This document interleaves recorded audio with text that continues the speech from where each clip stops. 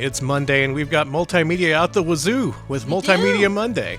It's actually a very serious medical problem. I'm going to see the doctor about it tomorrow. Yeah, luckily my insurance finally covers multimedia anus. Good night, everybody. Thanks for I tuning don't know in. what that's Thank what you the for wazoo is, right? Is it? I was just leading it up to interpretation, but no, you had to delineate the anus, so thanks for that.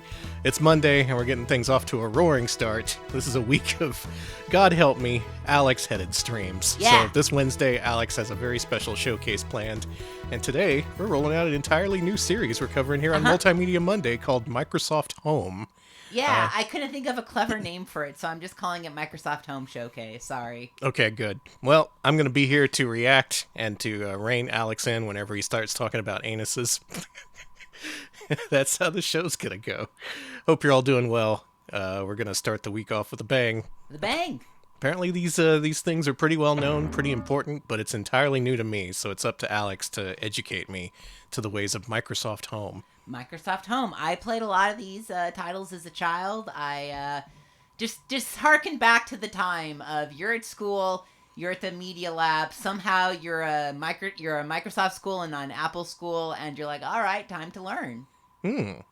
Okay, per the Oxford English Dictionary, the wazoo is indeed the butt. So I was correct saying it's anal related. Listen. Okay. We got to get started here, but before we get started, I want to thank some folks. Thank you, No Problem, 78-month resub. Holy shit. What the? That's so many months. Thank you. Only Kathy knows my pain of bathing suits that no longer fit. That's true. That's true. In fact, Ack. I'll show her off. Ack. There's Kathy. She's our... A Monday act to one and all. All right, so let's get started. I don't actually know. Before we get started, let's show off a little demo of what we're going to see. So, Okay. Yeah, Alex, tell me all about Microsoft Home. This is entirely new territory for me.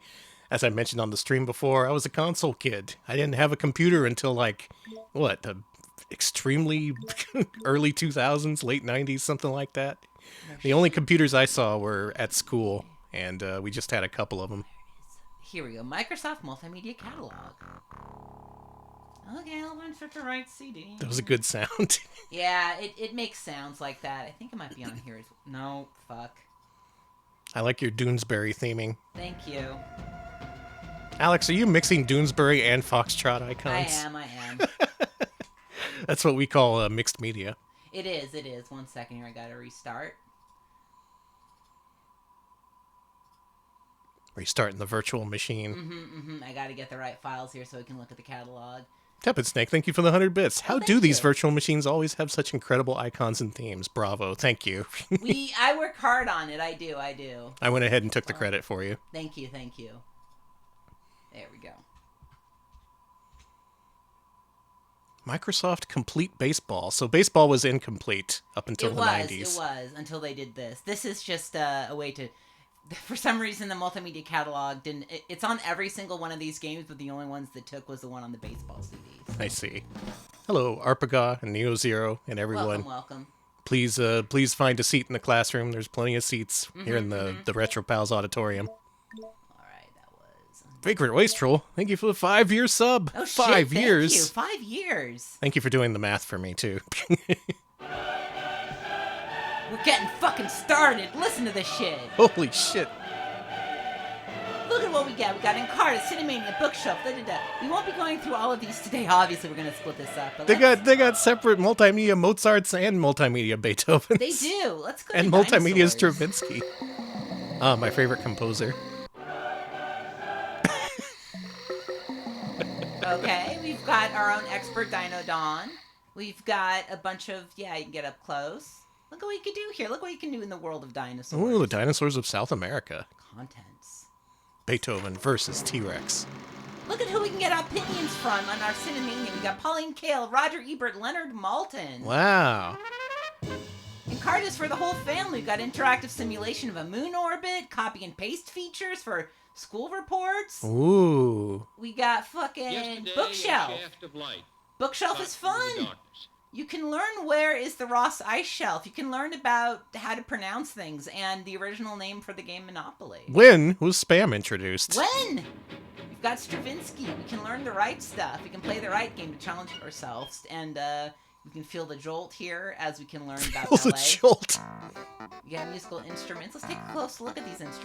Oh, that's a clavier we're hearing right now. Let's hear the diversity.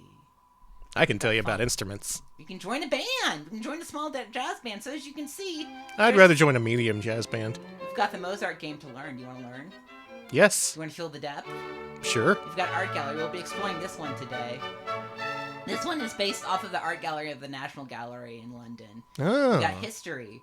We got details. We got lives. We got worlds we can discover. Artists had lives?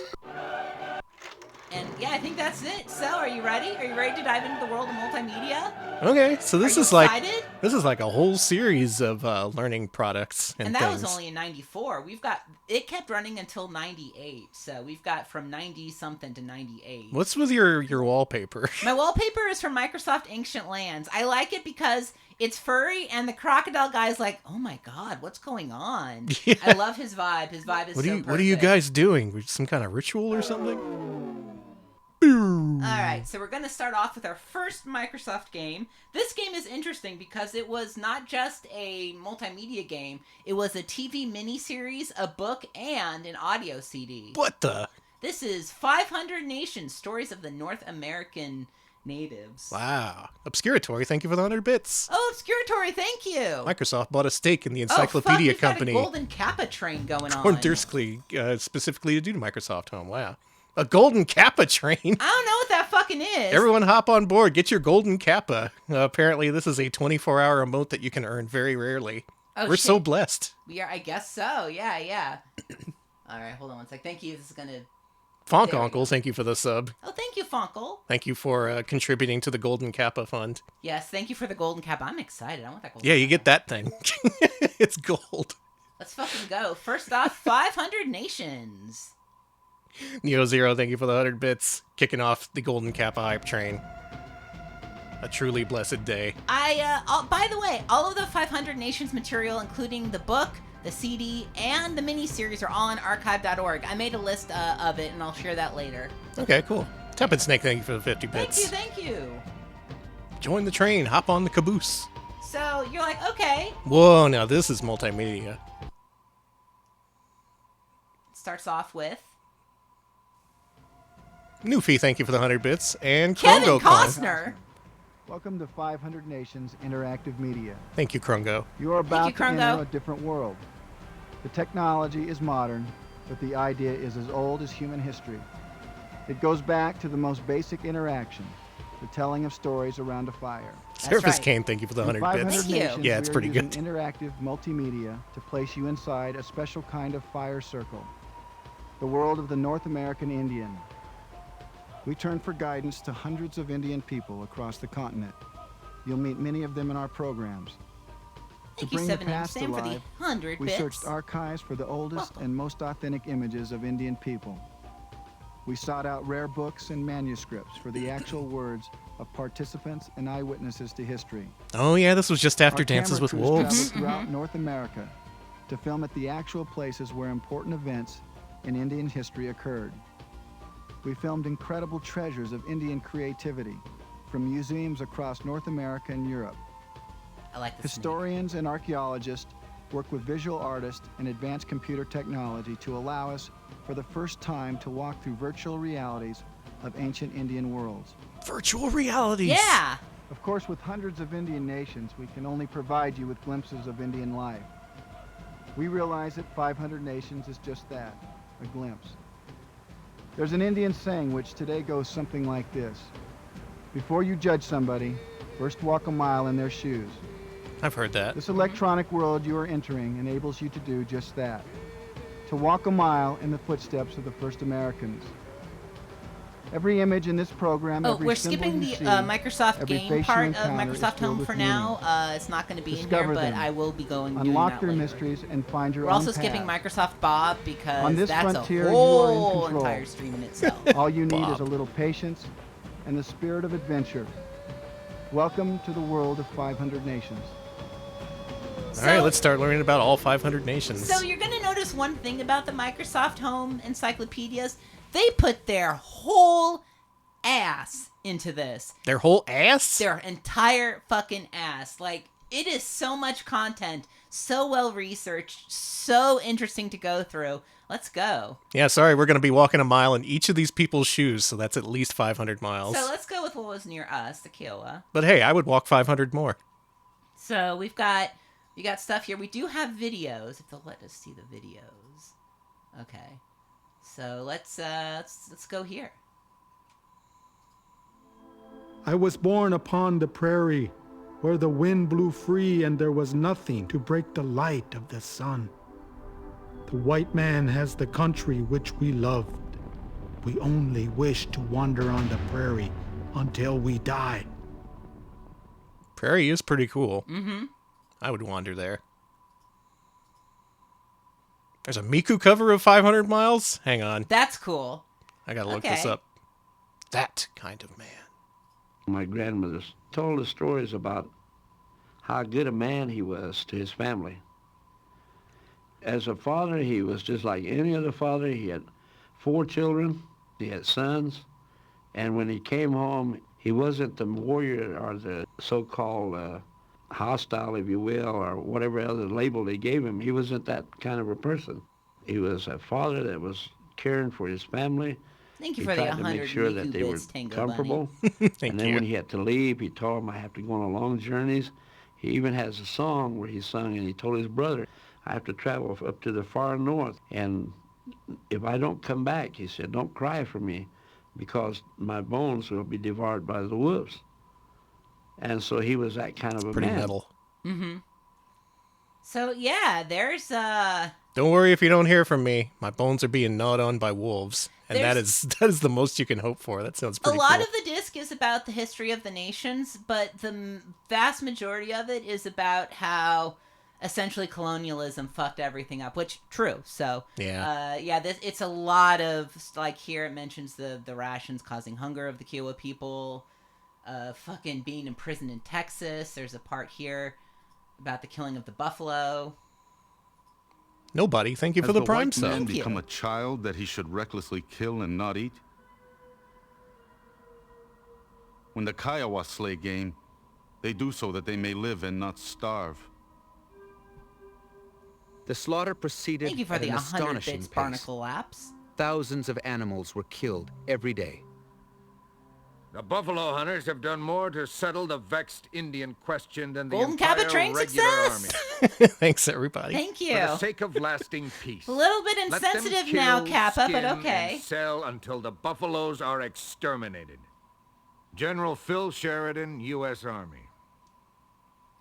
So there's also, you can see the connections here. You can go to different places. Let's go here. It's, Apparently, according to Uzi, the term American Indian versus Native American is like 50-50 in terms of preference among it is. the actual It is. peoples. It is. It's actually, yeah, it's... Yeah, let's go to the index. Let's see if we can... Usually they'll show you what has the... Like, we got Kevin. South of here, there's a desert. It's a forbidding barrier stretching hundreds of miles. Hi, On the Kevin. other side of that desert is Mexico. Over thousands of years, skilled travelers managed to cross this barrier. Do you But think he was widespread like, contact was impossible. he got the inspiration And so from each Waterworld side about developed just in like their own endless unique desert? way. He was like, what if this was In water Mexico, instead? millions of Indian people, 80% of the continent's Yes, population, that's exactly it. It was created his work art with and architecture learning that about was indigenous unparalleled tribes that made him in its want to sheer do size Waterworld and for physical sure. ambition. They developed writing and Glad I could astronomy. piece that together. Their wars were waged between I also want a massive golden armies, Kevin. even by contemporary standards. So yeah, there is so much to this disc. This There's- is so detailed. It is. There's a lot of videos. There's a lot of info. There's a companion book, miniseries, and CD. Let's see a city on the rise. Teach me. Is this gonna be Kevin again? For 100 Oh, years, okay. the people of Tenochtitlan built up the island through great sacrifice. They reclaimed land from the swampy lake and erected stone temples and public buildings. That's correct, Krungo. Use it while you can. Causeways of hewn stone were constructed to the north, south, and west. An aqueduct was built to bring in fresh water from a mainland spring 3 miles away. Aqueduct. Canals were dug throughout the island to transport goods and people. Looks like they had a pretty good thing going on. Yeah, uh-oh. Sorry, I saw these guys and I'm like, that sucks. Yeah.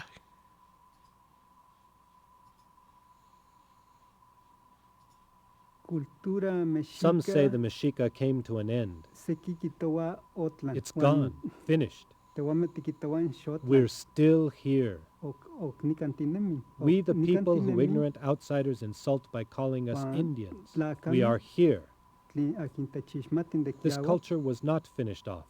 The culture is gone as an empire, as a social, political, religious structure.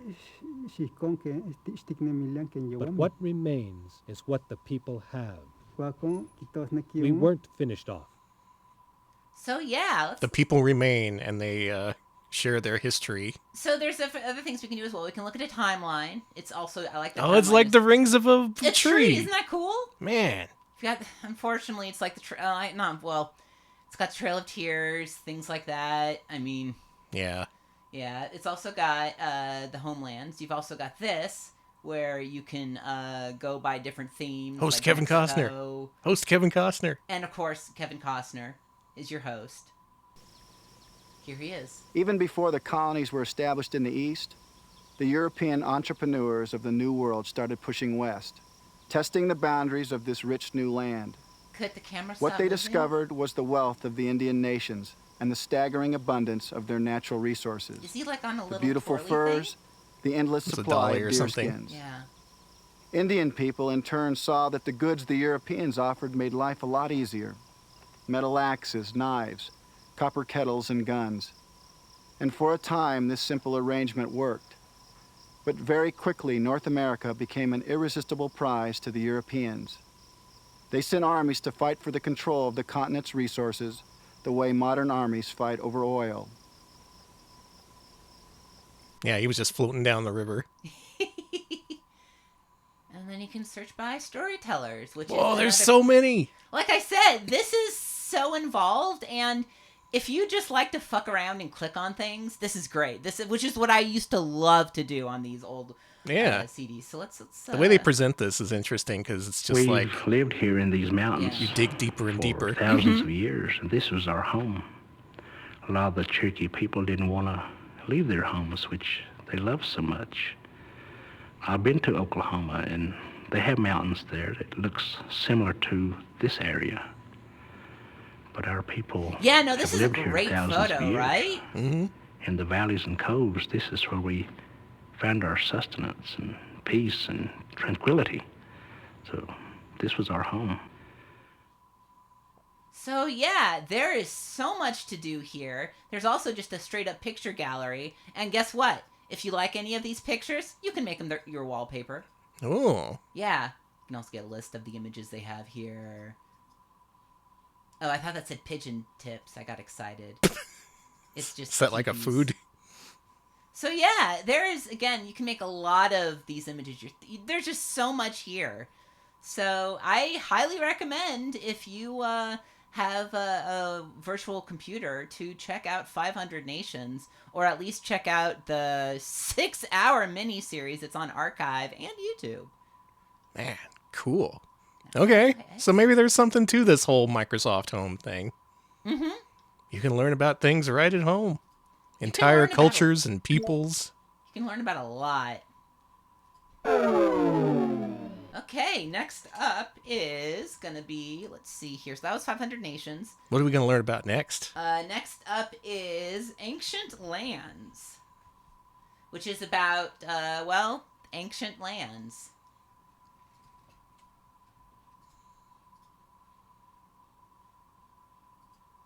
Ancient lands. Ancient lands. Yeah, it takes a little bit to set up between discs, so I appreciate your patience. It's worth it. Let's learn about ancient lands with Doonesbury. Okay, so I chose Doonesbury because to me, Doonesbury is like the ultimate intellectual. You know what I mean? What? Many What? people are saying this Many people are saying this. in 2024. They're like, when I think of Doonesbury, I think of intellectualism. So let's go to Ancient Lands. Yeah, same.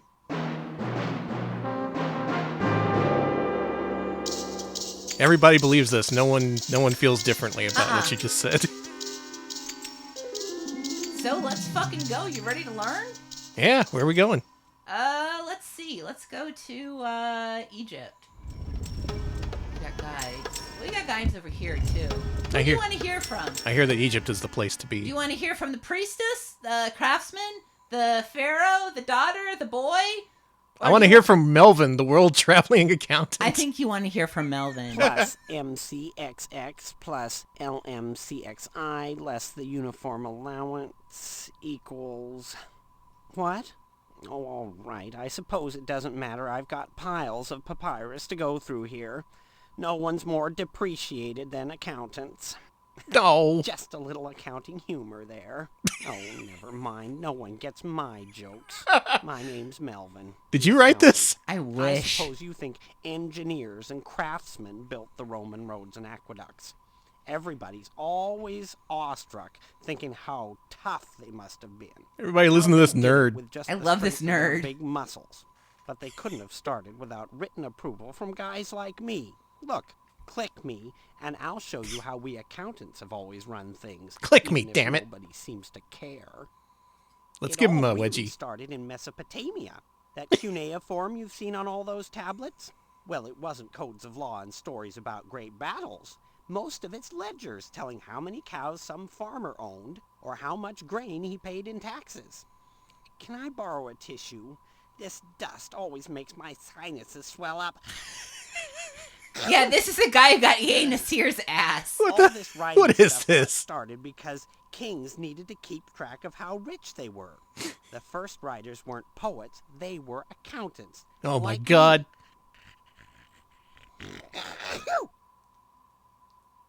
This is racist towards white people, yes. Were they always this nerdy? I hope accountants were at least a little bit cooler back then. I wish I'd been an accountant in I need to let the cat out. Scribes. That's what they called us in those days. Got a lot of respect. They didn't have to serve in the army or pay taxes themselves. Keeping track of a pharaoh's treasure wasn't easy, though. They had tons of the stuff, and taking inventory was a real problem. Half the time, no one would tell where it was stashed. Unless you have some sunblock, we'd better move on. I burn easily, you know. I fucking love Melvin, I'm sorry. The Greeks made things simpler. They had coins, a lot easier to count than cows. Watch your step, there's still a lot of sheep around. Anyway, it was still a nightmare. Every time you visited a new town, you had to exchange your money for the local variety. I suppose that kept a lot of my colleagues busy, but they sure wore out a lot of wax tablets keeping track of everything. And for all their fine statues and what's going on with poems, Melvin? the Greeks were he's terrible complaining. with money. Keeping Good. Athens in fighting ships took some fancy number juggling, let me tell you. And Alexander was another matter. He wanted only the best for his troops. Used to be. Soldiers bought their own spears. But he starts using standard weapons. So many supplies to keep track of. Then he goes marching halfway around the world. It makes my feet hurt just to think of it. Never seen an encyclopedia with a hard mode before. Then there's the Romans. I'll never understand them. They were always complaining about how poor they were, but those shows at the Colosseum and This the is educational theater, disc. You should know things about them. no wonder they had to tax He's everyone right that the they Colosseum met. was free. And I don't care how many troops they had. Which is They crazy to never me. could have held the empire together without guys like me. They could have keeping monetized that. track of They all the didn't. They income only from monetized the selling of provinces. food and stuff like that. That's why they fell. Mm-hmm. Don't believe me? Why do you think it took the barbarians so long to finish off Rome? They had the weapons, they had the troops, but they didn't have anyone organizing things. Not so barbaric. Not that I'd volunteer, you understand. Too cold and damp up there. No, we accountants never see our names on monuments. It's always some king or queen. Even poets get more respect. But the next time you look at a big Get temple, over it. remember, somebody had to make sure It's been how many thousands of years? together in the right order. Look, I'd better get back to work. I bill by the quarter hour, you know. Click me again if you want to take another tour. Oh, now, where was I? Factoring in allowable expenses. Are accountants billed by every 15 minutes? Is that true? I don't know. I'm So glad we there could are get. different guides for I'm, Greece I'm really glad we got Melvin's perspective. and Rome. I did too. We've A got- Roman snack vendor. Do you want to see the Roman snack vendor? Get your red hots here. Hey, I've only got 2 hands. Stop acting like a bunch of barbarians. Look, you want a sausage? You gotta toss up a couple of those shiny little emperors first, huh? I'll be with you in a minute, pal. Keep your toga on. It's been busy at the big His name's track before, Falco. but never like this. I'm Falco, the snack vendor. I work all over Rome. But That's some race fancy fans, shooting, they're just about Fox. my best customers. And you always see a lot of fine-looking fillies at the track, if you know what I mean. Hey, look, I gotta go get another tray of sausages. Click 100 me bits if from you want to come Rev along. Mint. Melvin is defined as the wedgie executed from the front. It's true. Thank you for the 100 Melvins. I like Falco. I'm Hey, going up to the Einstein. cheap seats next. By this time of day, those folks are eating out of my hand. Besides, the senators and their wives down in the front rows, they won't give That's you the time true. of day. Get The this. cheap They seats, think they did it's have cheap bad seats for manners like to eat in the stands. It was But free let to me get tell in, but you, it was you wanna find out about delineated bad by table class. manners, just go to one of their Oh. banquets. Like one of my buddies did a while back. Oof, the things he saw. Well, let's just say I know now why they always put a vomitorium in those mansions. Ew. And believe me, I thought I'd seen it all. See, I worked the Coliseum, too. Get out of here. You were there last week for the big show with all the boats? I Hey, was. Wasn't that something? All that blood and gore from morning till dark. Oh, yeah. That's what you think, all right. But you know, for some reason, gladiator fans really go for those little meat pies. I guess around Yeah, the here, there's vomitorium nothing like didn't a actually killing have anything get to do your with appetite vomit. going. Yeah, I think Falco is misinformed. Like I said, your basic Romans got a pretty strong stomach. Most of us regular folks get by on a lot of bread, Fish sauce, and get this your porridge fish stuff that sauce. My mother always tried to cram down my throat. Lately, though, a lot of people have been asking for more exotic stuff. You know, I guess some of them have heard the rumors about the feasts up at the Emperor's Palace. I tell you, if I could get my hands on a flock of flamingos, whoo, I could retire next week. Yeah, they used to eat flamingo tongue. Ugh. Anyways, have you ever been down inside the Coliseum where the gladiators wait? Us No. vendors, we have to go down there to pick up supplies. I mean, as you can see, I stay in pretty good shape myself. But those guys, of course, most of them don't stick around too long. So even climbing those stairs all day looks okay to me. Yeah, well, it could be a lot worse. But it sucks How when about one of your having to favorite clean up customers gets after eaten the by a animals lion? They throw at the God. gladiators. Bears, lions, Ah, that guy used to eat ostriches. 12 hot dogs I a got day. to talking with one of those guys a couple of months back after they brought in a load of hippos from Egypt. Hippos? Trust me, you don't want to know. Let's just say he didn't smell like a lotus blossom. Why would you okay? import hippos? To As kill a matter them. of fact, I headed straight for the baths. There's always a crowd in there. I usually work a couple of hours, then I take a dip myself. Oh. If you keep your ears open in the steam room, you can pick up a lot of useful information about what's going on around town. And the ladies, oh, hello.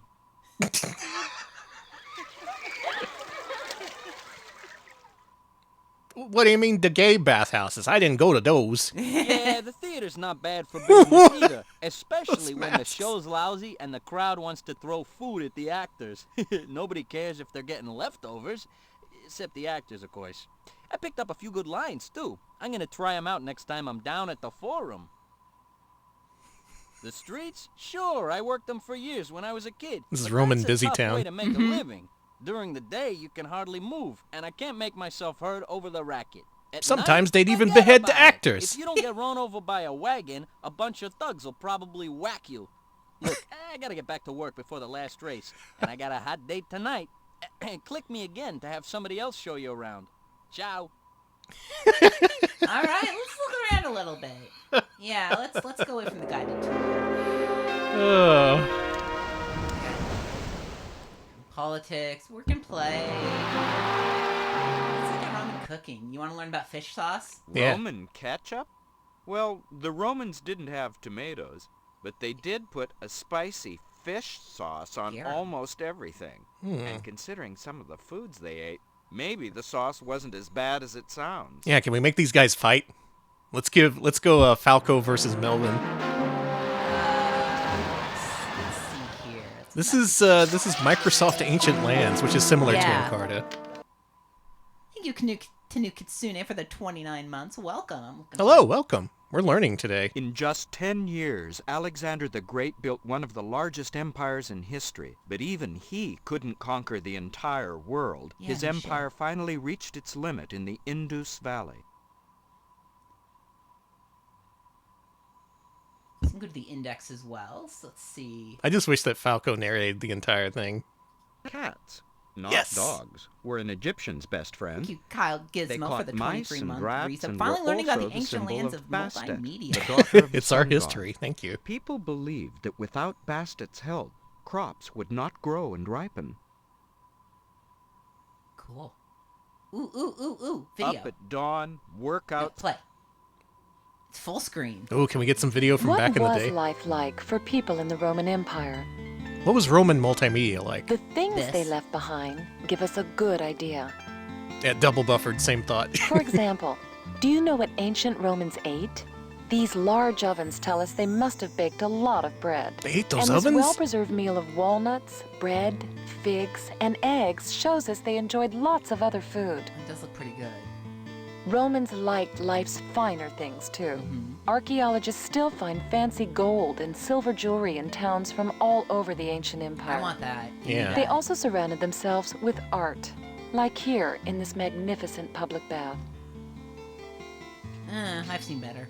But the most popular entertainment was at the amphitheater, where crowds watched wild animal Who are these fights nerds? and saw gladiators I fight. think those are to the children, death. honey. That's not actual footage from back in the day.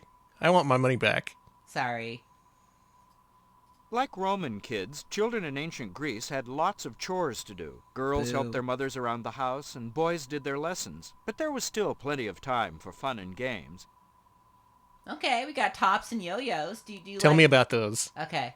Children always liked toys that spin. Wooden and whirl, yo-yos! and kids in ancient Greece were no different. They loved tops, yo-yos, marbles, and other toys. Anything that let them do tricks or show off. When they turned 13, kids dedicated their toys to the god Apollo and prepared for adulthood. That's kind of sick. Yeah. In Rome, young boys wore bulla charms around their necks until they became young men. Okay. Boys growing up in Egypt were a different sign of youth. A shaved head. Yeah, the god with of just yo-yos. a single side lock of hair. Yeah, Toy Story where they get sacrificed to Apollo would be great. Isn't that just Toy Story 3? What about the barbarians? Yeah. The so-called barbarians did destroy Rome, but in a way, they were also responsible for its salvation. Thank for you. centuries after the Western Barbarians, Empire thank you. declined, Christian monks from Celtic, Frankish, and other tribes preserved the language, history, and culture of ancient Rome. Huh. Well, you're welcome. So we can also look at the picture gallery here. This is where I got that cool picture that I posted. I have as my wallpaper. You can do the same... Wow, cool. You can do the same thing where you can make it your wallpaper. Do you like The these 20-sided images? die can be traced back to sometime between 304 and 30 BC, I That's see. crazy. They were nerds back then. This is them doing Temple Run. Yeah. There's so much to see and look at. It's so good. So much to do, so much to see. Whoa. You like that? Yeah. What? Oh, sorry. Excuse me? Wrong. I closed the wrong thing. There we go. Do you like that? Do you like when it goes boink? Is that part of the app, or is that something that you added? That's Windows. Okay. All right, can I go here? It's part of your crazy Doonesbury scheme. After the pharaohs, Cleopatra. Cleopatra. History remembers her as the greatest queen of the Nile. But what is the real story of Egypt's last queen? Yeah. Oh, okay. Double it here. Never mind. I'm not going to tell you. You can read that. Egyptians needed It's a many of the game! same things we Whoa. keep around our houses today. Yeah, what's Furniture, what's tools, their equivalent to even the some power items drill? to help them look their best. Let's play. I don't know what this is. That's like a duck? Is that a drill? This is a drill. This has got to be a drill. Okay. That's got to be cream. No. That's got to be a... Clock's ticking. power tools. I did it somehow. Whoa! Perfect score. Incredible. They had power drills, eye makeup, cold cream. I could understand. I like the pillow. What a cool pillow. Perfume. I like the power drill. That's crazy to me that they had a power drill back then. But that makes sense, you know? Like, I really like the naked lady riding the duck. that's really cool. Egyptians loved colorful fashions and furnishings. That may explain why the Minoans of Crete were favorite trading partners. Bright costumes, grand palaces, and fabulous art were all part of life in the Minoan world. So, A half-human being. For many years, the grieving parents of Athens sent their children to a oh, it's just terrible going to play death the at entire jaws of play. the That's cool. So, yeah, there's, again, like with the other one, they put their whole ass into that. There's a lot here. And you can just kind of go through this for hours and hours learning all about things. And you can even have Melvin guide you. What do you think of Melvin, Danny? I love Melvin. He's the perfect guide. Finally, a relatable protagonist. Melvin has shut down the shield generator, leaving us open to attacks. All right, next up, we're going to take a brief look at Microsoft Art Gallery, based on the National Art Gallery of London. Let's see what we can find at the National Art Gallery of London. There it is. What you got, London? What you got, London? Rest in peace, Melvin. He died? Melvin died? Let's get Melvin on the show. No, I don't like Melvin. I'm sorry. I think that Melvin, if he came on the show, he would do something very... I was going to say offensive, but I don't know. I don't trust him. I can't wait till we get to Dangerous Creatures. Okay, it's already installed there. Dangerous Creatures kicks ass, by the way. Alright, where's Art Gallery? There's Art Gallery. Melvin died in Pompeii. Wow. That's history they don't tell you at school. You've got guided tours, but I'm just going to let you know, none of them are funny. Not a single one of them is humorous, so we're going to skip those. Oh, but where's Melvin to tell me no about... Melvin here. It's composition. It's all like... This one's about things that they found in the making of paintings. This one is very dry, but it's got a lot of content if you're interested in art. So let's look at the artist's lives here. Let's go to V for Van Gogh. So let's see. We can learn about post-impressionism here. What's with post-impressionism? Yeah, it's all about that. You want to know how to pronounce Van Gogh, Danny? Yeah. Van Gogh. Van Gogh. Van Gogh. Van Gogh. You can hear about his work with... Yeah, this is a TCRF for paintings. You can learn about sunflowers. Van Gogh. Yeah, that's how you pronounce it. Let's look at picture types. I want every... The nude, you say? Hold on. You wanna put up Rollo and show me the nude section? We're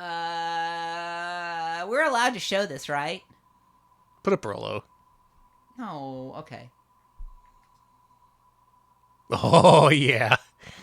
Oh man. Yeah. Now this is the kind of education I can get into. That's just a butt. It's just a butt. What's the next one? You want to see more nudes? Fine. Yeah, of course. Okay, fine. We're just gonna go through all the nudes that we can show. All right, so there's a second butt that's also French. Boob. There's some boob, and another fine butt from probably 1885 through By 90. Renoir. This is a Renoir butt. Ooh, a Degas butt. Those are just boobs. Yeah. This is just a lady in the garden. Mm-hmm. That's baby breastfeeding. Yeah, this is all artistic nudity we could probably get away with. Okay. My nudes on CD-ROM. See, it's normal nudity. Yeah. It's just butts. This is the stuff they'll show you in school. For now. A suffragette slashed up the painting because it symbolized men's exploitation of women. Damn. Cool. That's art history Actually, for let's you. go back. I want to see more. Oh, well, let me zoom in on it. 512 of nudes. There's a lot of flesh here. I like this one. It's like we said before, we weren't That's joking. such a flat It's butt, just a though. bunch of butts. Look at that butt. It's so flat. Let's not highlight the butt. Let's Hank Hill ass. Let's go to the Atlas. Let's learn about baloney. Can't be talking shit on these 2,000-year-old asses. Why not? That's an academic butt. So this one is less interactive because this one is literally just about the collection at the National Art Gallery. It's also one of their earlier multimedia games. It was made in '93, so it's a little less, as I would say, juicy. But you can print and you can do all kinds of shit here. Let's go to the contents again. Let's see. General reference. Let's go to S for the Sistine Chapel. Can you look up B for butts? Okay, let's look at that. Yeah, let's look at that. Hi, October. Thank you for the 100 bits. That's baloney. No matches found for butts. I'm going to look for the one thing that I'm always looking for. Fuck you. Sorry, no butts, gay or otherwise. Damn. Ass. Okay. Wow, we got plenty of ass. Oh, it's just like because of assorted. This whole world. Ass is on stream. In other words, Retro Pals on crack. True. Oh, this guy who was transformed into an ass. Sorry.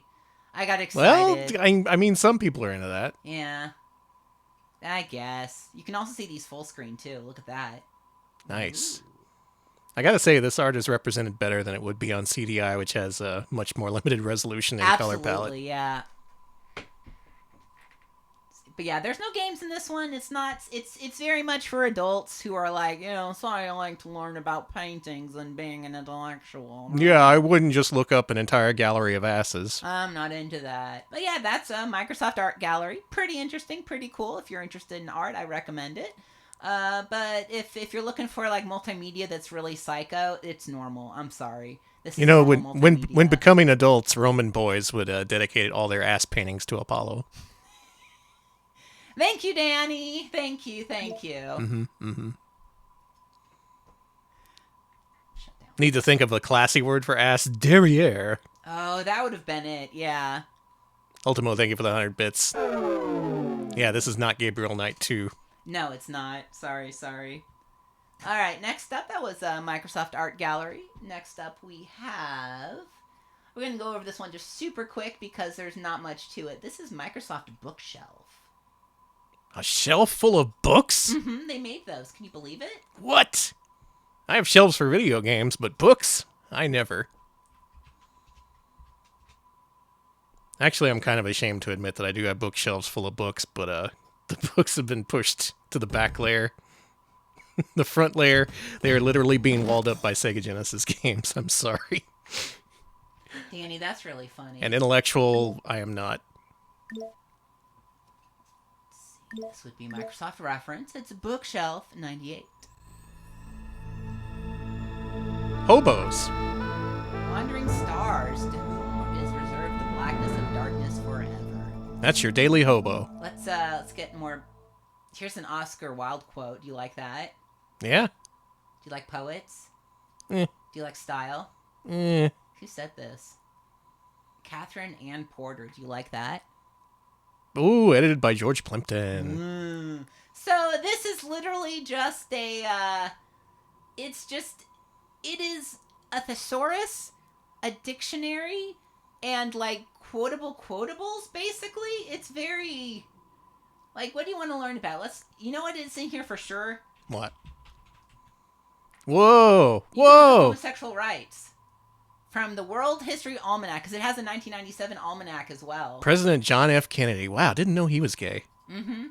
We can learn about the fall election campaign, Perot. Wow, Ross Perot, didn't know he was gay. Mm-hmm. Articles containing homosexual rights. Homosexuality, national news. Professor Gascan, thank you for the bits. Either these retro pals go or I do, says Oscar Wilde. Homosexual rights groups address a number of other issues, including the rights of gay and lesbian families, homosexual couples, and long-term relationships. Surface Kane, actually, it's behind a copy of Sword of Vermilion, so you were very close. Supreme Court of this, yeah, so In 1992, Colorado adopted an amendment to its constitution forbidding state and local governments from passing any laws providing civil rights protection to homosexuals. I see. So you can also find media. So you want to look up the Hong Kong flag? There it is. What about honeycomb? Okay. You know me want honeycomb. Yeah, that's what I was thinking. There's honeycomb for you. Delicious. Honeycomb. Honeycomb. Honeycomb. Honeycomb. Honeycomb. All right, what can we make this guy... What can we... Make him say honey creeper. Honey creeper. What else can this robot say? I can't say Harry Houdini. Harry Houdini. We got a hovercraft video. Yo. The fans on hovercraft trap air inside between the surface and the flexible skirt around the craft. It moves on a curtain of air, so there is no friction, no drag. Hovercraft capable of 100 miles an hour are in regular service in the English Channel. You can ride one of these in Final Fantasy IV. We can also look up anything with animations. Ooh, okay. Let's look up horsemanship. Show me a fine horse. Horsemanship. Horsemanship. Horsemanship? Show horses are trained to walk, trot, canter, and perform special gaits in competition.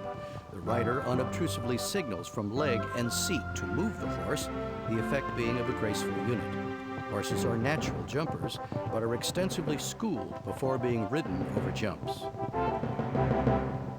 You ever see that dog course video where like they edited out the dog and put in a little Shrek? Yes, I really like that one. They should have that on here. Do you want to see a 360 view of Times Square? Ooh, Times Square circa Do you remember 1991. the All-Star Cafe, everybody? Wow. Wow. So yeah. A true time capsule. Microsoft Bookshelf is just like... It's like Encarta, but very not exploration-based, very much based on like, you hear a word and you don't know what the fuck it means, so you're like, oh my god, what the fuck is a volcano? Okay, I gotta search. Yeah, this is pre-Street View. Volcanoes are holes or vents in the Earth's crust, created when molten material, or magma, under the crust is forced upward through the surface. Okay, phew. I know about volcanoes now. Magma collects in a chamber beneath the crust. How do I make Pressure a volcano? Increases, You can't. forcing Don't it try. up through cracks and fissures. Okay, Chad Says really you. wants to Conduit to see the turtle surface. laying eggs. Let's do it. Chad is freaking out about turtle laying eggs. All right. Let's give them the footage everyone wants to see. Struggling ashore may have traveled as fast as a person runs, 1,000 miles through open ocean to find the nesting place. Prized as food, her life, her eggs are in danger. Wow, it's like we're being The buried miracle is alive that by a she turtle. survives to complete the cycle. Baking soda and vinegar? Okay. I've made volcanoes before then. Tutankhamun. Tutankhamun. So yeah, this is basically like a dictionary, a thesaurus, an atlas, and a world guide all in one. So it's kind of all over the place. Yeah, but a little. Okay. Let's look up.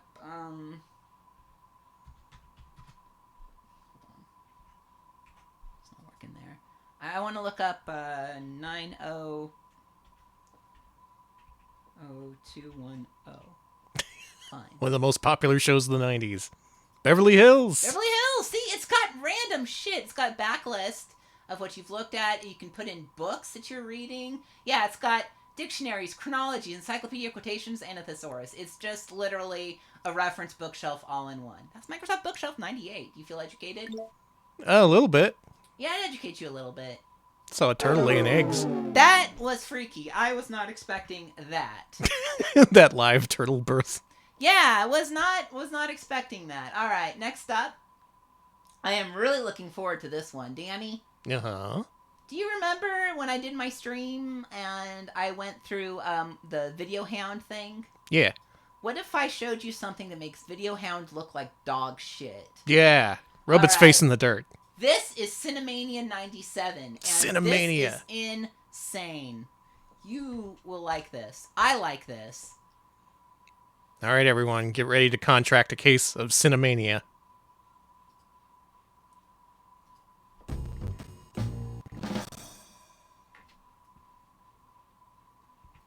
So So this would be 92, This 91? is 90, this game is 97. Oh, okay. So it's they made Cinemania from 94 to 97, I think. Oh, man, they're going to have all the crazy movies I saw in the theater around that time. Here we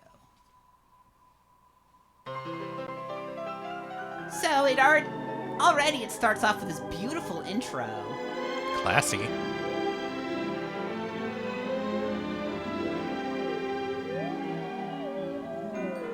Cinemania's running wild, brother.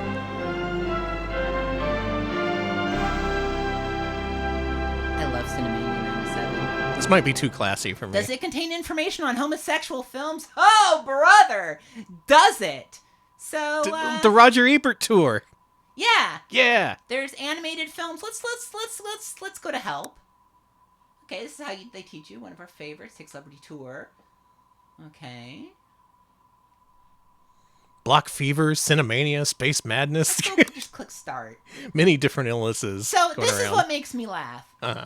Welcome to Cinemania 97, the most authoritative, reliable, and feature-packed multimedia movie guide available. There are several other CD-ROM movie guides out there. But those guys can eat shit. But what we're doing with Cinemania is unique. Unlike the other guides, we're not out to give you a single anonymous paragraph on every single cassette that ever landed on video shelf. Oh. Nor do we clutter our disc with thousands of superfluous cooking and exercise titles just because they're available. Oh! Cinemania is designed to be a treasure trove of solid, detailed, thoughtful, and entertaining expert information about the movies. And you'll find more of it in one place here than anywhere else. Got him. So, we've Shots got an fucking intro from fired. Leonard Maltin, an intro from Roger Ebert, intro Uh-huh. from fucking Pauline Kael. Yeah. We've got Cinebooks for info, baseline. We've got a lot of info here, but let's go to the features. Let's go to the tours, because there's one tour I want to do. I'm so excited. Let's go on a tour. So we've got a tour with Melvin Van Peebles. We got one with Roger Ebert here and there. We got one with Bob Dorian. We got one with Sandra Bernhardt. Oh, damn. We got Leonard Maltin. We have Haskell Wexler, but this is what we want. We have John fucking Waters. Oh, let's go. Hi, I'm John Waters, and I want to talk to you about a word that seems to have disappeared from the vocabulary of movie moguls these days. The word is showmanship. Yep. The first great example of showmanship that I can remember was a movie called Mom and Dad. The nuns in Sunday school told us we would all go to hell if we saw it. And I thought, well, what's so bad about Mom and Dad? Everybody has a mom and dad. In fact, the movie was a boring sex documentary that featured the birth of a baby, which meant they could finally show full frontal female nudity. Male members of the audience were apparently so excited about seeing the female anatomy that they were willing to overlook the baby coming out and concentrate on the nudity. The genius behind Mom and Dad was a director named Kroger Babb. Not only did he have a phony nurse hawking sex education pamphlets in the aisle before the movie began, he also had the brilliant idea of stirring up controversy by segregating the audience. Thank you, Yaddle. Women only in the You did get here in afternoon time. and men Welcome, only at Yaddle. night. In one of the most outlandish And thank stunts you. in movie history, he would This is turn so off funny. the ventilation during the film and release noxious gases through the air vents. When the first person passed out, he'd call an ambulance and the media, knowing that the shocked patron would be featured in the next day's paper. But without a doubt, the king of the gimmicks was William I Castle. know, right? Some people call him the poor man's Hitchcock, but I think he's even better. And I'm dead serious. William Castle was my idol. His films made me want Oh, to the make Tingler. films. House on Forget Haunted Ed Hill. Wood. Yeah, I know this guy. Forget The Wizard of Oz. William Castle was my god. The movie, or rather the gimmick, that first put Mr. Castle on the map was Macabre in 1958. The movie itself wasn't much, just a rip-off of Diabolique. It's a good gimmick. That he filmed in 9 days for $90,000, but the gimmick was an inspiration. Castle took out a $1,000 insurance policy with Lloyd's of London, insuring every ticket buyer against Oh, it was for death real. by fright. He put copies of the policy in the ads and blow-ups above the marquees, parked hearses outside the theaters, and paid fake nurses to stand around the lobbies. Yeah, that's Macabre showmanship. became a hit, not because people liked the movie, but because everybody wanted to see if some jerk would drop dead and collect. Of course, nobody died. Too bad. But if someone had, it would have been the greatest $1,000 promotional campaign in movie history. Liberace may have coined the term Too bad. showmanship, but William Castle deserved the title just as much. He would sometimes arrive at his premieres in a hearse and pop out of a coffin. I don't care what you say about other great directors.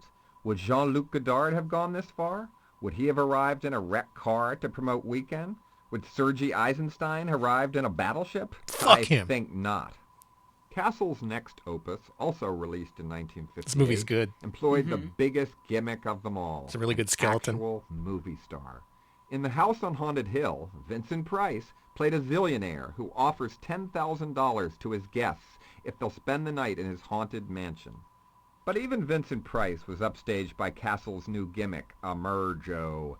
Basically, it was a black box that was mounted next to the screen, and at a certain point in the movie, it would pop open, and a 12-foot plastic skeleton would light up and fly over the audience on a wire to the projection Yeah, isn't that booth. great? Everybody threw popcorn boxes at it, and as far as I'm concerned, it was Would the throw first shit at audience it. participation way before the Rocky Horror Picture Show. It sounds like it. Came what is arguably William Castle's Yeah, The masterpiece, Tingler. The Tingler. Again, starring Vincent Price, and filmed in a process called Percepto. The Tingler was something that lived in everybody's spinal column, a cross between a lobster and a crab that only came alive when a person was frightened. The only way to kill it was to scream. In the movie, the Tingler gets loose in a movie theater and kills the projectionist. In real theaters where the movie was playing, a voice would announce, "Attention! The Tingler is loose in this theater. Scream! Please scream for your life!" Awesome. I'm William Castle, and I feel obligated to warn you about the next attraction you will see at this theater. The picture is The Tingler, which I directed. And for the first time in motion picture history, members of the audience, including you, will actually play a part in the picture. You will feel some of the physical reactions, the shocking sensations experienced by the actors on the screen. I guarantee that The Tingler has more shocks per minute than my last film, The House on Haunted Hill.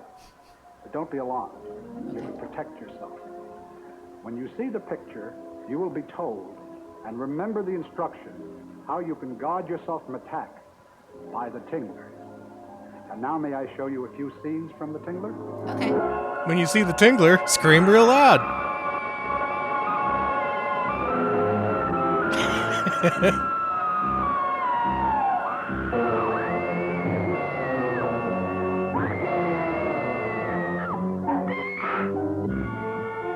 Man, you went to the theater back then, you'd just be screaming your damn head off. Seriously. Don't be embarrassed, it's normal. Gotta scream or you're gonna fucking die. We recommend screaming during every RetroPal stream. Guarantee. Guarantee that the Tingler will break loose in the theater. I like that it's guaranteed the Tingler's gonna kill you. But That's this cool. wasn't enough for the master of gimmicks. Oh no, Mr. Castle's process, Percepto, which involved wiring little buzzers under the theater seats to zap everyone's fannies, really sent the audience into a frenzy. And if that's not art, then I don't know what is. Just give you a little zap on your fanny. 13 Ghosts, presented in Illusiono. Each spectator was given a ghost viewer, an obscure twist on 3D glasses. If you looked through the red side, you could see the ghost. If you looked through the blue side, you couldn't. Well, sort of. It didn't work perfectly, but hey, I was 8 years old.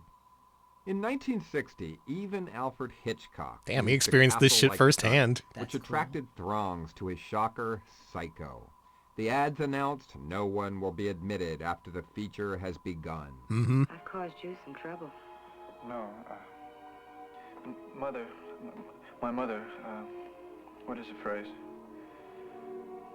She isn't quite herself today. Some think this may have driven Mr. Castle around the bend.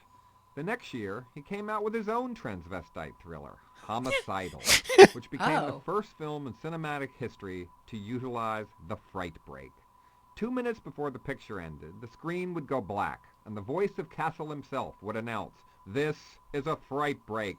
If the ticket buyer was too frightened, he would then follow yellow stenciled footprints up the aisle while he was bathed in a yellow light as Castle would mock, "Watch the coward." A nurse would then come over, take his blood pressure test, and lead him to Coward's Corner, a cardboard booth manned by a mortified theater employee. We need to do this for a stream, And Alex. only then would he be given his money back. what a way to get a refund.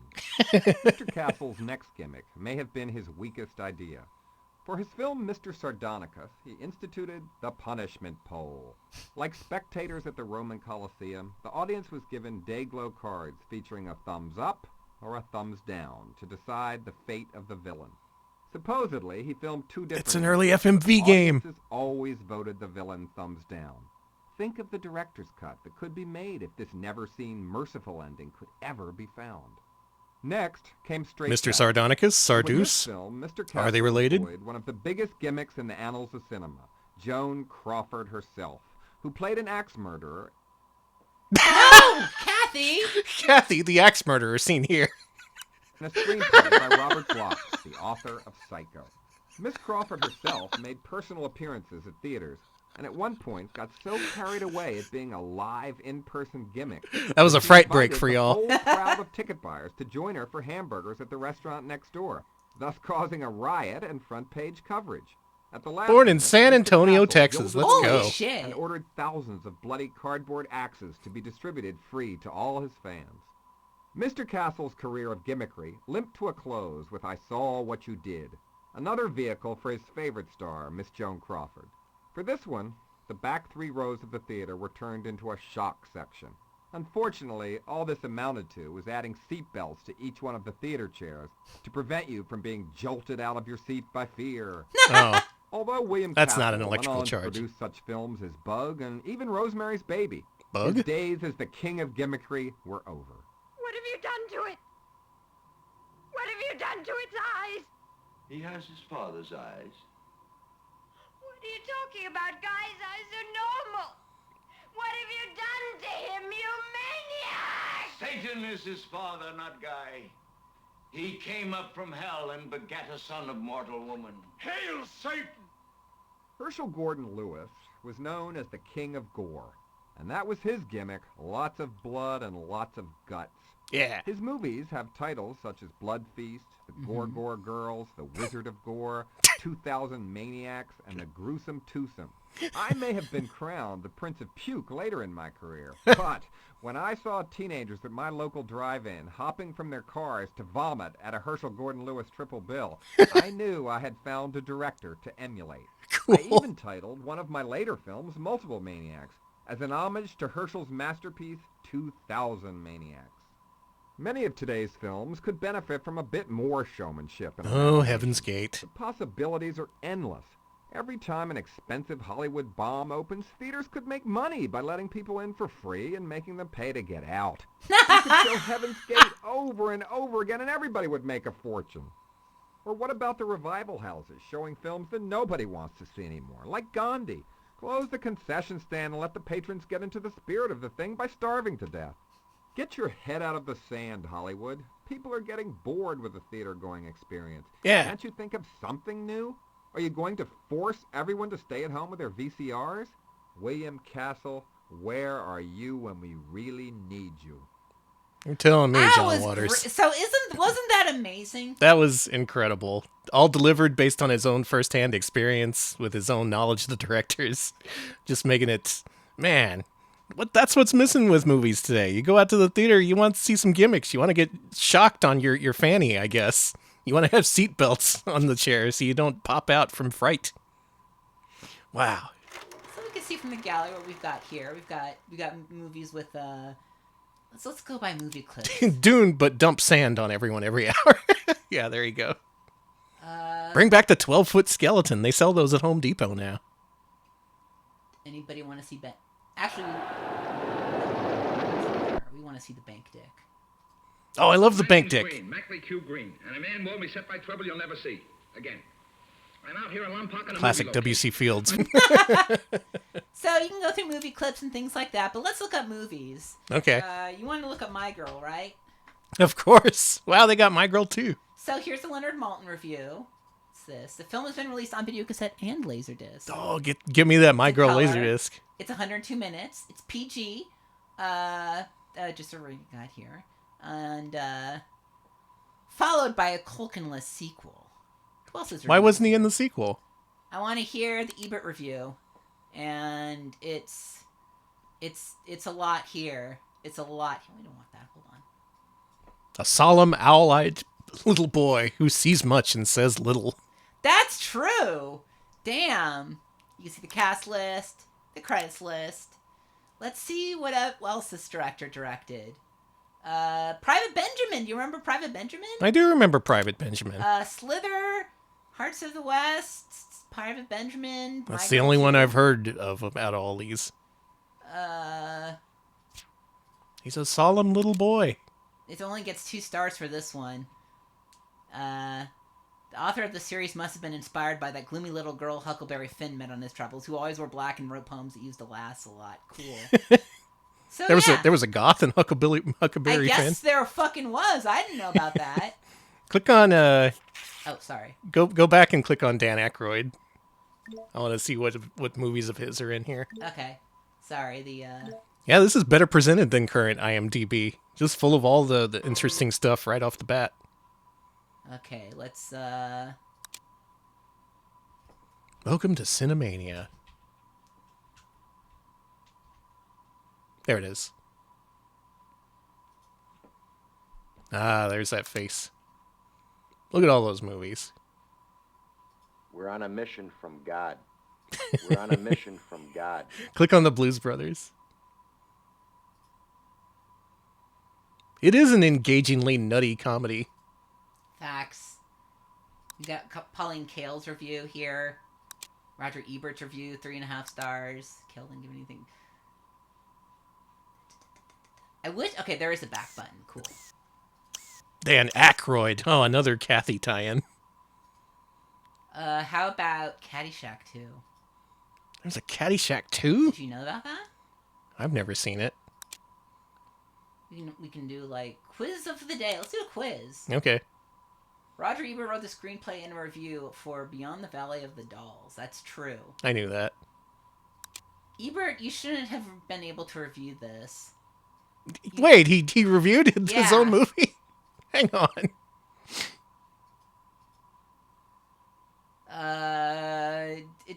He doesn't give it any stars, so... Because of the obvious conflict of interest, I am not providing Beyond the Valley of the Dolls with a star rating. Okay, well, that's fair, I guess. It's Beyond the Valley of the Dolls is just a boob movie. Yeah, he wanted to make a boob movie. And he did! There's so much here you can go through. Let's see what Cinemania suggests. Dude, there's so much shit just in the A's. We want fantasy and escapism. We should look up... We want dinosaurs and cavemen, fantasy films. Dinosaurs and cavemen. Okay, let's go dinosaurs and cavemen. I agree looking up Nothing But Trouble after this. See if they gave it any stars. Round and round she goes, and the wheel stops on... Oh, the Flintstones, 1994. Okay. Do you like the still? You can see it in large. Good. We both gave it 3 stars. What did you want me to look up? What was it? Nothing But Trouble. Okay.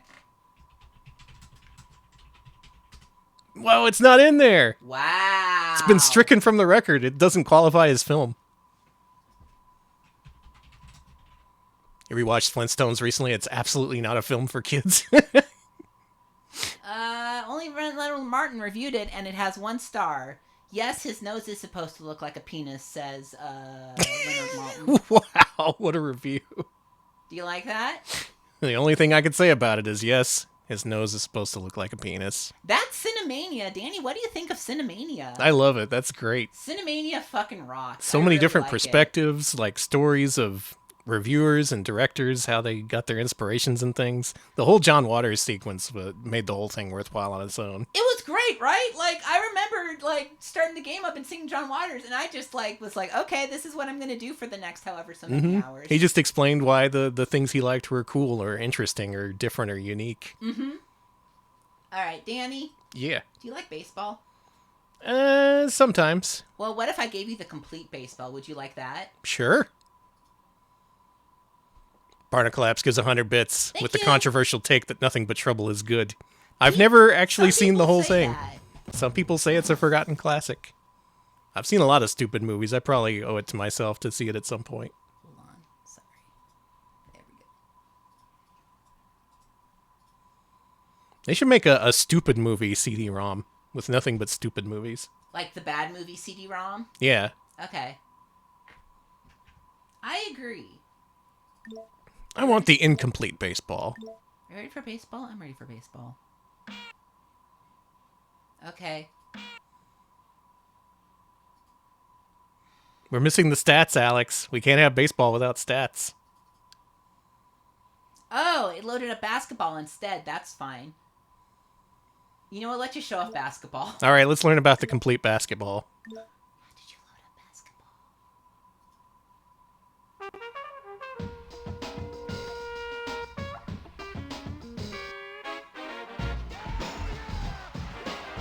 Here we have the famous theme of the NBA.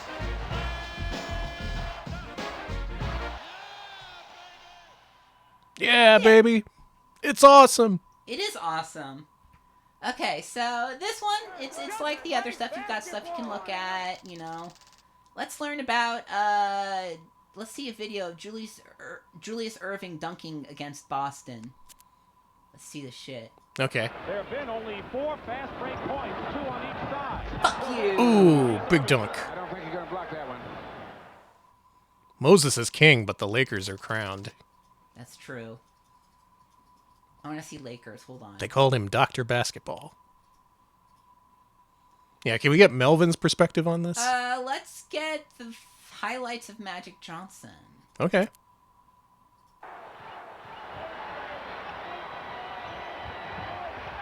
No, Melvin and Falco are not here, unfortunately. No guys. Damn, he just zoomed up in there.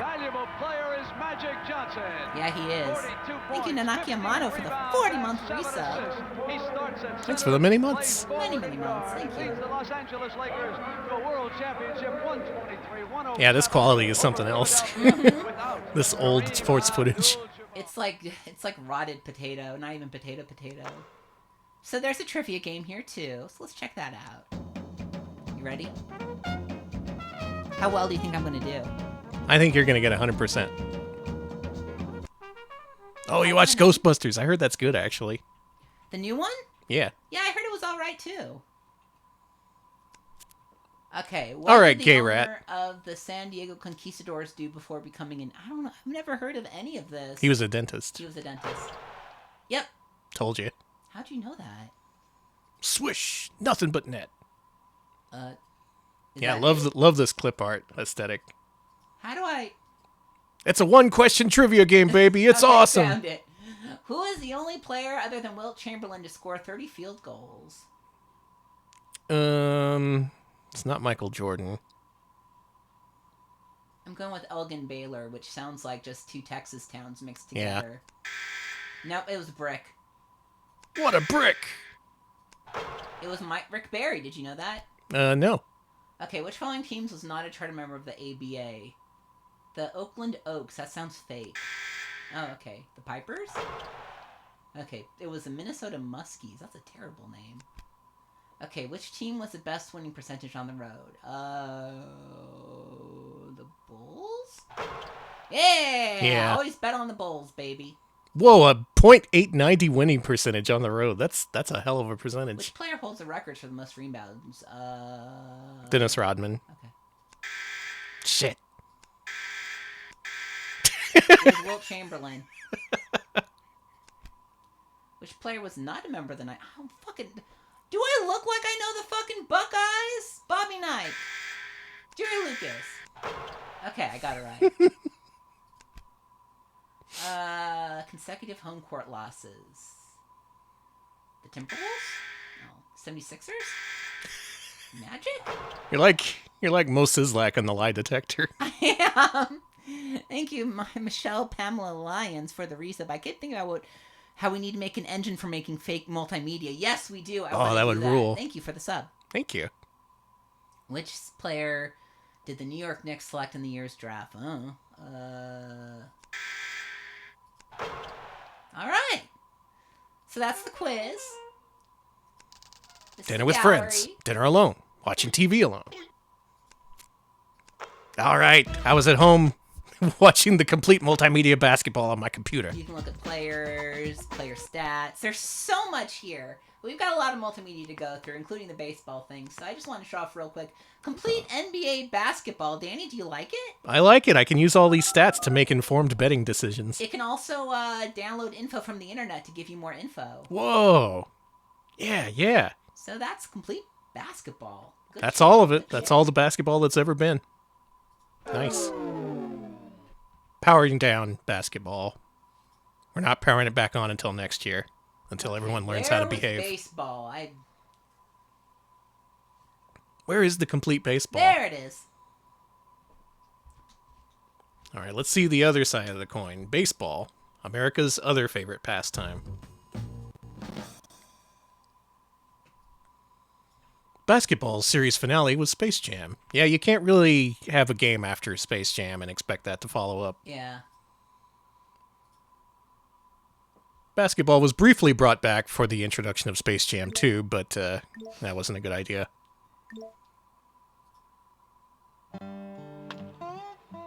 Oh, this is a little more low key. This is very similar. It's basically the same thing. So yeah, you can go to Can we get John Waters' input? contents. I think you are at the contents. Okay. I like the basketball one a bit more. It's What about records? Records. Who's dinged the most homers? at bats, doubles, games. Pete Rose had how many at bats? Are you kidding me? Look at all the hits that Pete Rose had. Jesus Christ! Do you like this? We crucified that poor man for betting on his own team. Well, but he had the talent. His he actually conviction for tax evasion and his banishment from organized baseball for betting on games have made him persona non grata. Well, the tax evasion was probably a more major consideration. I guess you can give more. Let no one. It will be debated and discussed. Let no one think it did not hurt baseball. Okay. Yeah, back in the 90s, it was a huge controversy when Pete Rose was found to be betting on his own team. See who did the most home runs? Hank Aaron. Pete God Rose and damn. Yoshi. Look at all those homers. Damn, Hank Aaron beat out old Babe Ruth. Let's go to the trivia game. This one's more like, oh, baseball, the old-timey game. Baseball? My name is Gabrad, as always. My category is teams and actually baseball characters. Baseball characters? Not counting the famous Browns, who swung the shortest bat in Major League history? Wee Willie Keeler. I assume because his name was Wee. Well, he was also 5'4". Okay, who holds a single-season home run record with 61? That would have been that one guy. Hank Aaron. Strike one. Babe Ruth. Roger Maris. He was, wow, damn. Can we get a strikeout? I wonder. I'm going to try to choose fake. What is the only item that is required? Probably a face mask. Face mask. No, it's a helmet. Okay. All right. I'll try to get this one fake too. Pitcher, most strikeouts. Damn it! I try to guess fake. Strike one. I thought it was Nolan Ryan. Why am I bad at losing? Strike one. Strike two. Okay, I got to get the next one fake. Bad. Is it George Brett or Hal McRae? Damn it! You're just too good at baseball, Alex. Strike two. Huh?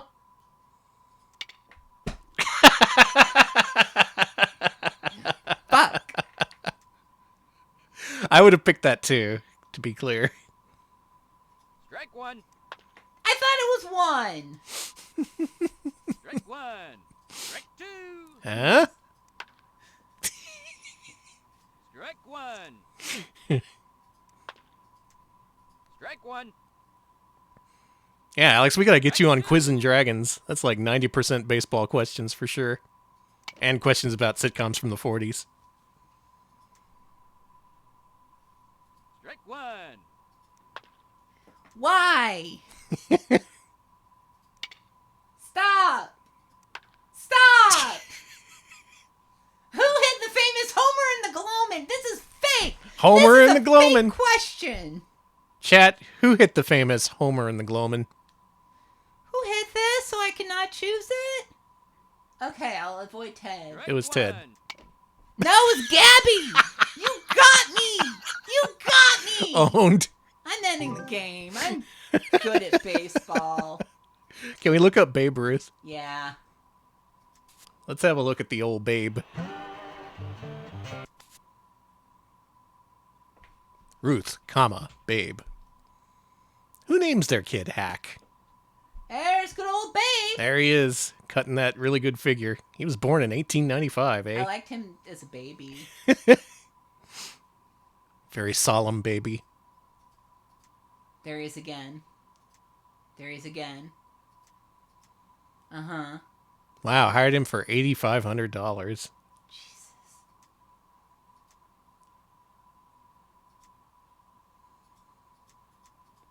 Damn, there's a lot of stuff about Babe Ruth. You can learn a lot. You're going to be here learning all day with this damn thing. That's what I want you to... That's one of the main points I want to make about Microsoft Home. You could learn all damn day with these things. When someone pointed out to Ruth that he was earning... Sorry. Never mind. I'm trying to teach here, but you're just stepping all over... Yeah. Stepping all over my teacherly duties. I'll go back. He had a better year than President Hoover. That is true. Yeah. Why are there so many baseball players? Fuck you.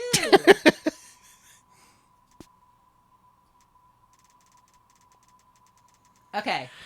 When someone pointed out to Ruth that he was earning $5,000 more than President Hoover's annual salary, Ruth is said to have replied, "So what? I had a better year than he did." That's true. That is Microsoft Complete Baseball. Danny, what do you think? I like it. It's good. If you're really into baseball, this is the disc for you. That's my review. All right, we've done baseball. We've done basketball. What do you think is next in the Complete series? Football. Wrong.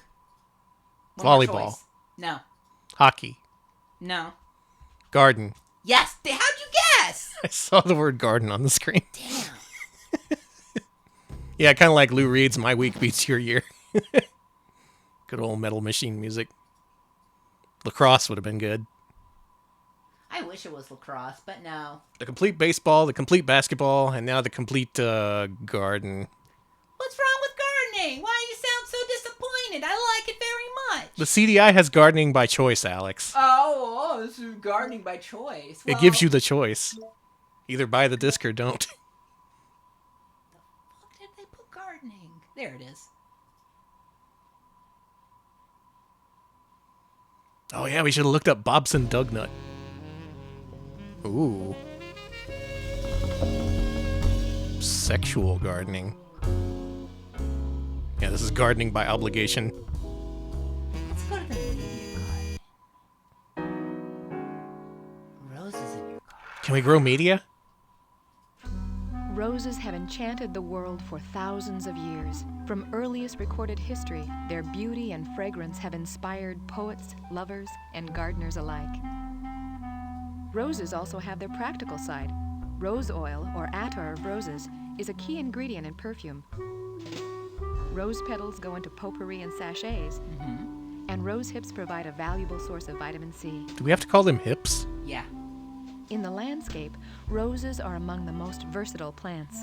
Massed together, they can form the theme of an entire garden. Are we okay to stream this? Yeah, these roses gonna make me act up. Focal point of a formal bed. Roses in pots can dress up a terrace or deck. Roses have earned the reputation of being hard to grow, time-consuming to care for, and needing large amounts of pesticides and synthetic fertilizers. They suck. Today, that need not be true. Oh. Hybridizers have developed new disease-resistant varieties, and older, hardier classics are being rediscovered. It is possible for nearly every gardener to enjoy the beauty of roses. Older, hardier classics are being rediscovered, just like we do here on Retro Pals. Yeah. There's probably Rose Pals out there somewhere. We can do direct seeding. We can grow vegetables. Let's Double digging? Wait, where's double digging? Okay. What's the advantages to double digging? Dig a trench about I one really like shovel the depth, music in 8 this. to 9 inches deep. Pile the dirt along the outside. Oh, CG! edge. Add organic material such as compost and any necessary soil amendments. Using a spading fork, Thoroughly mix them into the subsoil to a depth of 8 to 9 inches. Ah. Make a second trench parallel to the first. Use the topsoil from the second trench to fill in the first trench, Oh, like enriching it with Minecraft. organic matter. Repeat the procedure until the bed is dug. Way back in the day, you had to dig your own bed. You had to dig your own trench. Fill the last trench with the enriched topsoil from the first Oh trench. yeah, and it has the closed captioning on the bottom. That's pretty cool. I love CG this. wheelbarrow. I love this shitty animation. Yeah. Sounds like Ed, Ed and Eddie music. This music is really evocative. Planting container-grown plants. Before planting, thoroughly water the soil in the garden and in the container. Dig a generous hole. Dig a generous hole that's wide enough to accommodate all the Danny. roots without crowding, and at least as deep as the original container. You can measure with your trowel. Remove the plant from We its actually have a container Microsoft by Home for turning it Kids game, upside down and coming up tapping in a gently. few. Actually, I think that's next. Loosen the roots with your fingers or a knife. Place the plant in the hole so the crown is level with the surface of the soil, spreading the roots as much as possible. Oh, I was just burying Fill the whole thing. With loose soil No, and press it down Danny! gently, but don't compact it. Leave a slight depression around the base of the plant. Leave a and slight water depression thoroughly, when you're but gardening. gently. Got it. For the first 2 weeks, never allow the soil to dry out completely. Always water the soil around new transplants rather Okay. than the delicate foliage. For the first few days, protect the plants from wind and harsh sun.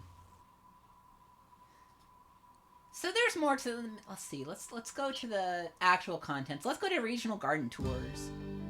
Ooh. Where's this? I guess we're in the Southwest. You can see what's in the desert naturally. If this house looks as though it's just sprung up in the middle of an untouched desert, there's a good reason. The owners planned it that way. Yeah, look up how to grow Time weed. They bought the land in central Arizona. Until the final coat of paint dried on the house, they guarded the local flora with the ferocity of a mother bear defending her cubs. Okay. The plants they couldn't save in place, they moved. They also added plants from similar desert climates. In the process, they created not only a 100 bits from beautiful Carmen. setting for Start the us house, Death Valley, but doing but it the also boomer a way. mecca Yeah. for local wildlife. Peccaries, wild nocturnal relatives of the pig. Yeah, like a visit mother land, bear. And hummingbirds arrive by the dozens to drink from the bright red flowers of autumn sage and tuberosa. Place does look pretty good. Oh, Probably cool. gets a lot of bees. The homeowners are justly proud of their venerable cactuses. This opuntia, Are your cactuses venerable? the aloe at its base make dramatic. You know, I'm gonna find something. Where's fucking blue bonnets? You know what I mean? Yeah. No blue bonnets. No blue?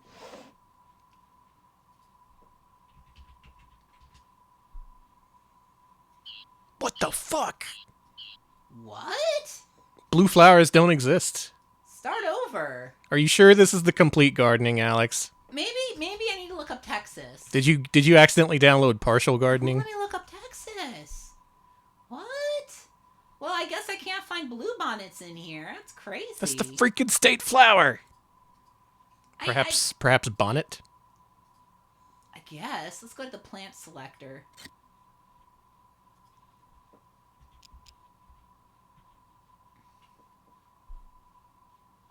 Blue. It's not here. Blue bugleweed? That's not real.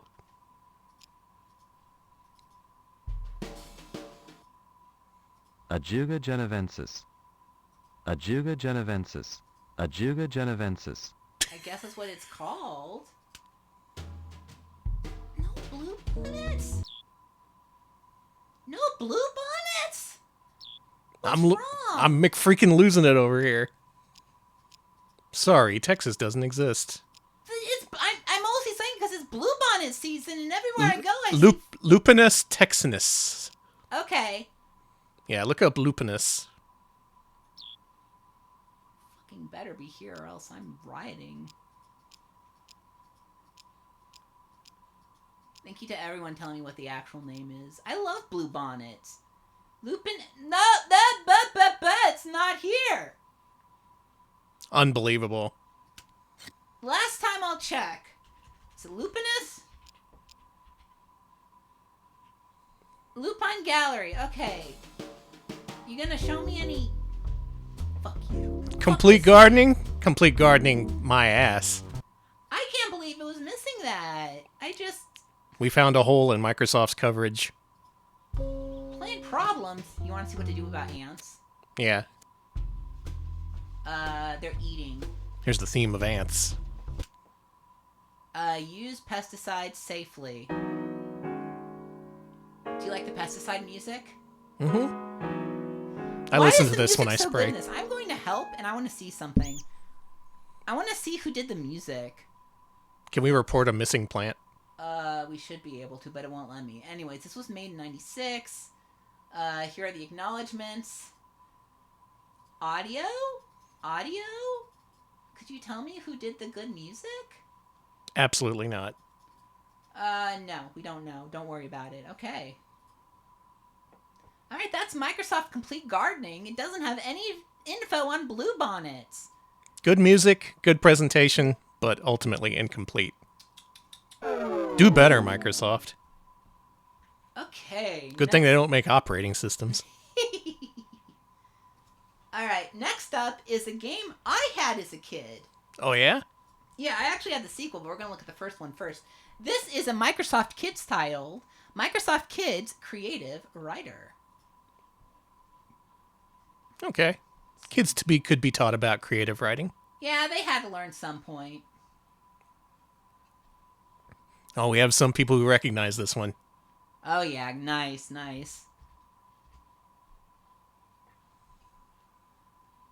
This McZ.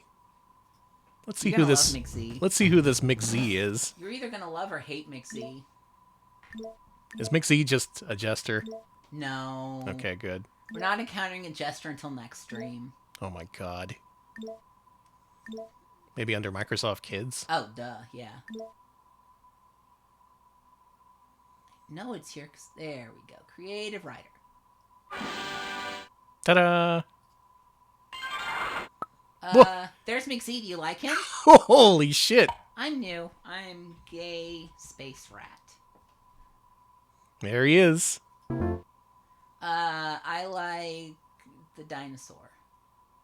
If I have a nickname I go by gay, yes. Hey, gay. Let's go straight to Imaginopolis. Whoa! Ouch. You had this? Cool. I had the sequel. But I'll tell you about the sequel in a second because, man, there's something really special about this edition. So let's start. Welcome to the land of clip art. Mouse? Hey, honey, I think the mouse died.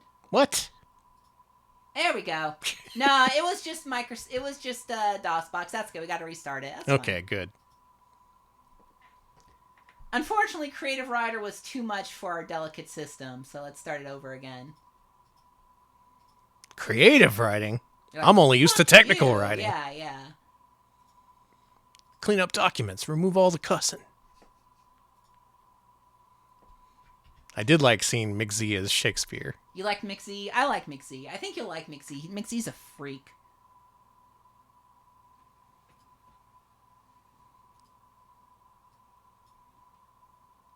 Hang on, we're running ScanDisk on our Windows 98 SE installation. It's good. It's fine. Don't worry about it. Okay, let's try Creative Writer again. Thank you for your patience, everybody. Ta-da, we're back. We're back. Don't worry about it. I'm gay space rat. All-time freak. Let's go. He dies like that.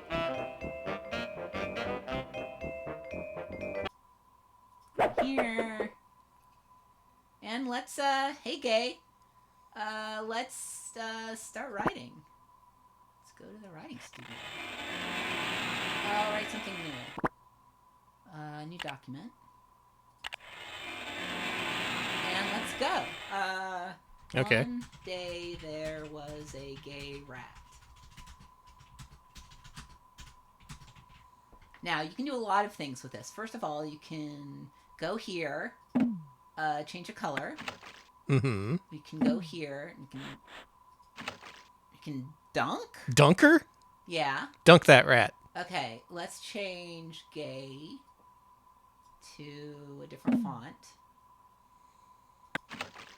And let's make it bigger. And let's... Glad you used the army font. Let's add stickers, but you might notice these stickers are all from... Let's add the Ghost Rider symbol. No, I want Ghost Rider. Yeah, remember Ghost Rider?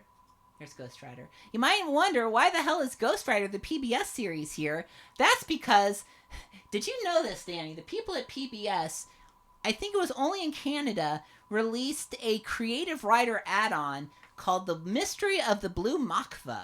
So let's check that out. I do remember Ghost Rider.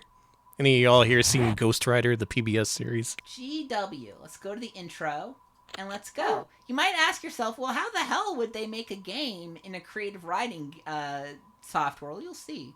Let's get rid of what we just did. So you're like, oh, okay. And scroll down, and it tells you that it's just all, this was all made in Creative Writer. Galaxy Girl may rule in space, but here on Earth, she's got no place. It tells the story, all the characters are talking, there's clip art, it goes on and on and on, you know, with the story. Ghost Rider appears, and you have to go through each of the writing files and figure out the mystery. Each of them has a mystery inside, and each of the mysteries has a secret code letter. You have to figure them all out to unlock the final one, because it's actually password protected. Oh. So you have to set up a casebook. You have to do a lot. We're not going through it because it takes quite a bit. This looks really involved. It's so involved. But let's do some other things. You can let's go to the next page there. That was page 1, Poison Productions.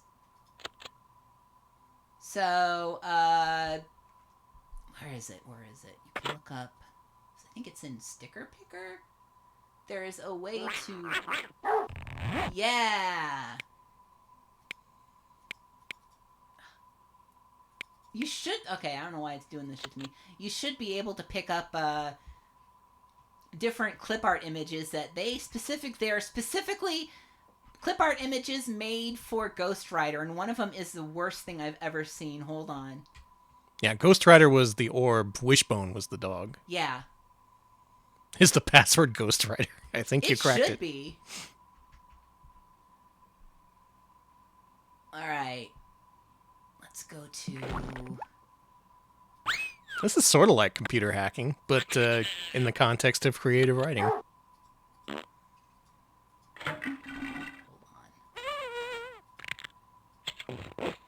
So yeah, there's a lot you can do here. Usually it lets me load image. Oh my god, there's a Jester. Ooh, no. Erosion. Jester is here to teach you about erosion. The Jester erodes the moral fabric of society.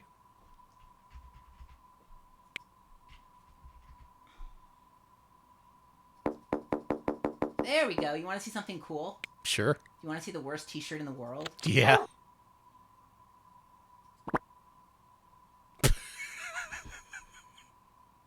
We gonna iron this, or? It says Space Teen. Do you like that? That's the worst logo I've ever seen in my life. Do you like that? That's terrible. Make it say Retro Pals.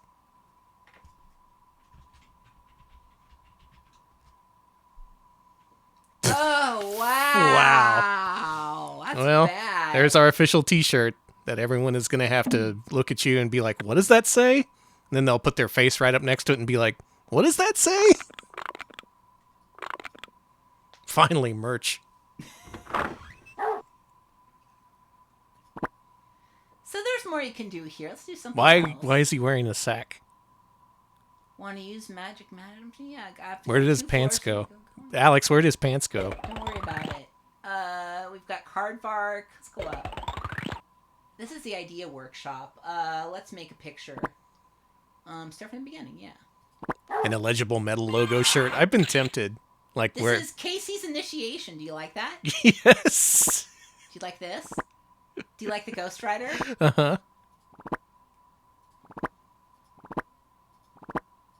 This is it. Let's add this. Okay. Boy, oh, you.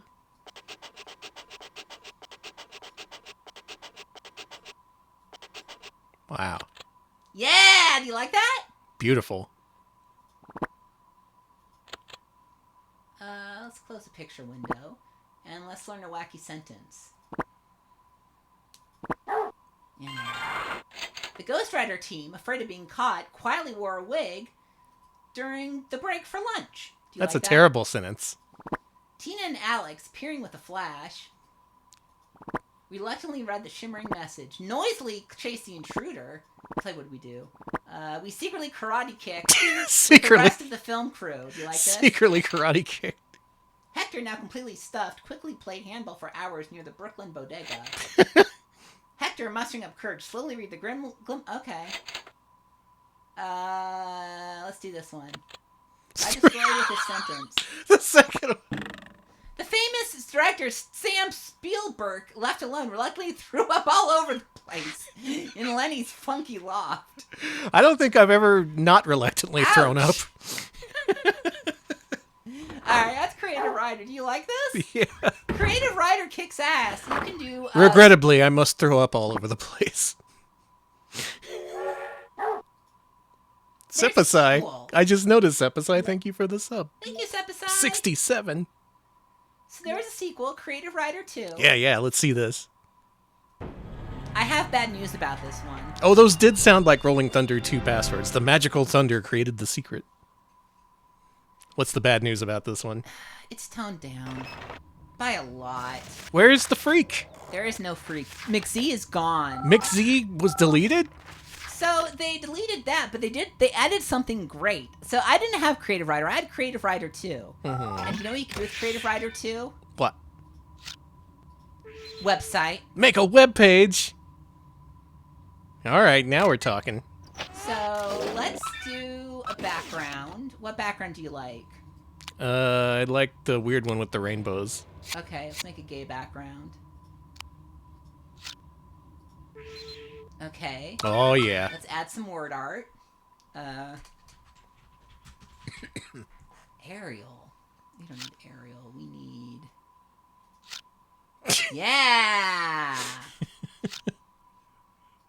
Looks like our logo has a disease.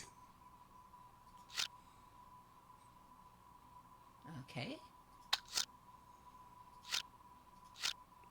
Yeah, let's register us an account on tripod.com. What branch of GeoCities would this be a part of? Would it be in Hollywood or This would definitely be in Roswell. Yeah.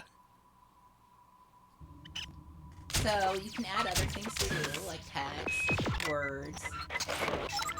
But we wanna add music. Ooh. Imaginopolis theme is still here though. Y'all, we're making a RetroPals website, finally. Let's add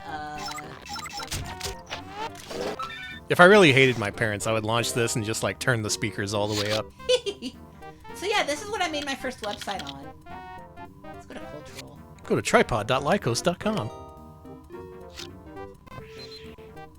Whoa, cool horse. By the way, this is what my original website used to look like. It was not very good. Hang on, that's not a horse. It's a Kelpie, yeah. What the fuck is a Kelpie? A horse that's from water. What? It's fine. Okay, let me make an image here for the website. Airbrush. Bomb. Color bucket. It's from Persona? Okay. Thank you for putting it in my language.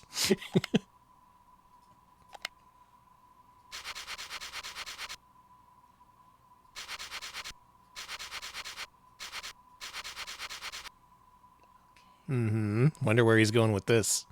Print. The water horse was a Kelpie? I thought the water horse was just a fucked up, made up thing.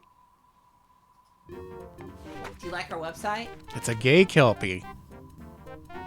This is getting deleted off Tripod.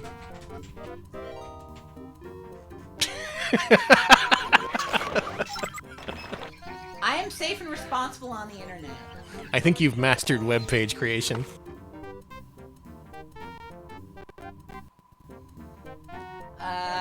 CompuServe's our world. So there is a way to look at this as a website, but let's add links. Hold on. Link to page, URL. Twitch.tv/retropals. Link doesn't work now, but in 30 years or so, you're going to want to click on this. All right, you like our website? It's beautiful. I like the way you can do it in real time. First websites I ever made was with a WYSIWYG editor. I think it was with Netscape Navigator. And here it is. Our website's all ready to go. Wow! Everyone visit our webpage on the internet.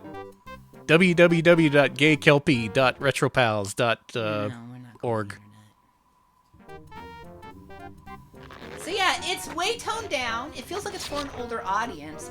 But you can make a webpage. But you can make a webpage, working and I creative definitely made my writing. first webpage in this. That's awesome. That's creative writer too. What do you think? I love it.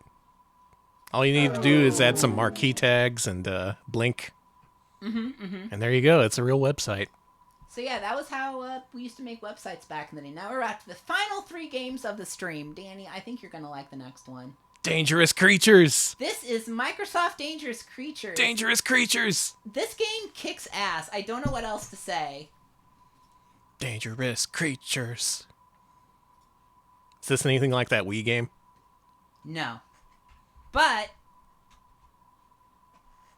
I still think it's good. The Heaven's Gate website is still up. Yeah, it is. Wow. It's a VTuber stream the other day. They were ranking cults. Where'd they rank Heaven's Gate? I don't know. I don't think I got to that part. So you ready to learn about Dangerous Creatures? Yeah? All right. We've got weapons and Atlas habitats. Let's go to the weapons. Whoa. Jaws. Cats. Cheetah. Cheetah, okay. Let's learn some cheetah facts. Oh, that's a good face. The rush of a cheetah causes panic in a wildebeest herd. In the turmoil, the cat picks out a victim, usually the weakest or the slowest. After a few seconds, the chase is over. This time, the hunt is successful. Damn, they would start eating on him. Expends a lot of energy chasing and catching its food. Another predator that really gets a workout every day is the polar bear. Ice is nice if you're a polar bear. The Aw. Arctic, a world of ice, snow, and bone-chilling water. The environment that would kill a person is only a wintry playground for young polar bears. They're having fun. They are. Yeah, I wouldn't last in this situation. I'd be like, oh, you're so cute. Let's go to the forest. What's there? Rat! Rat photo. Rats are as much at home in the city as they are in the wild. Inside the walls of houses or in sewers under the streets. Theme of rat. Rats live easily with humans. You know what, though? Let's take a guide tour. So we got Amazon Adventure, Australian Walkabout, da-da-da-da. Oh, here's Dumb one. things people do. This is one of the best things I've seen Did you in my know that Yes. when people get hurt by wild animals, it's usually because they're doing something really dumb? Click my button over there to the right, and I'll show you what I mean. That's not encyclopedic. That's like something I would say. It is. This is not an encyclopedic section. It's fun. Oh, what a sweet little thing. I'll just give it these marshmallows, Herman, while you take a picture. Famous last words. While the tourists A newborn are silent, the bear grizzly. cub mom is probably browsing just on the other side of that big tree. All it takes is one little squeak from baby. And you are dead. Whoa, yeah, and mom's a whole lot bigger than most people count on. Not to mention faster and meaner. After all, just what is that stranger doing with her cub? Keep the marshmallows in the car, and you'll stand a better chance of keeping all your body parts in one place. Yeah, don't feed the bears Cameras marshmallows. get a lot of amateur photographers in trouble. The scenario usually goes something like this. Just a little closer, Noreen. Just a little closer. 5 more steps and this shot will be perfect. Sure.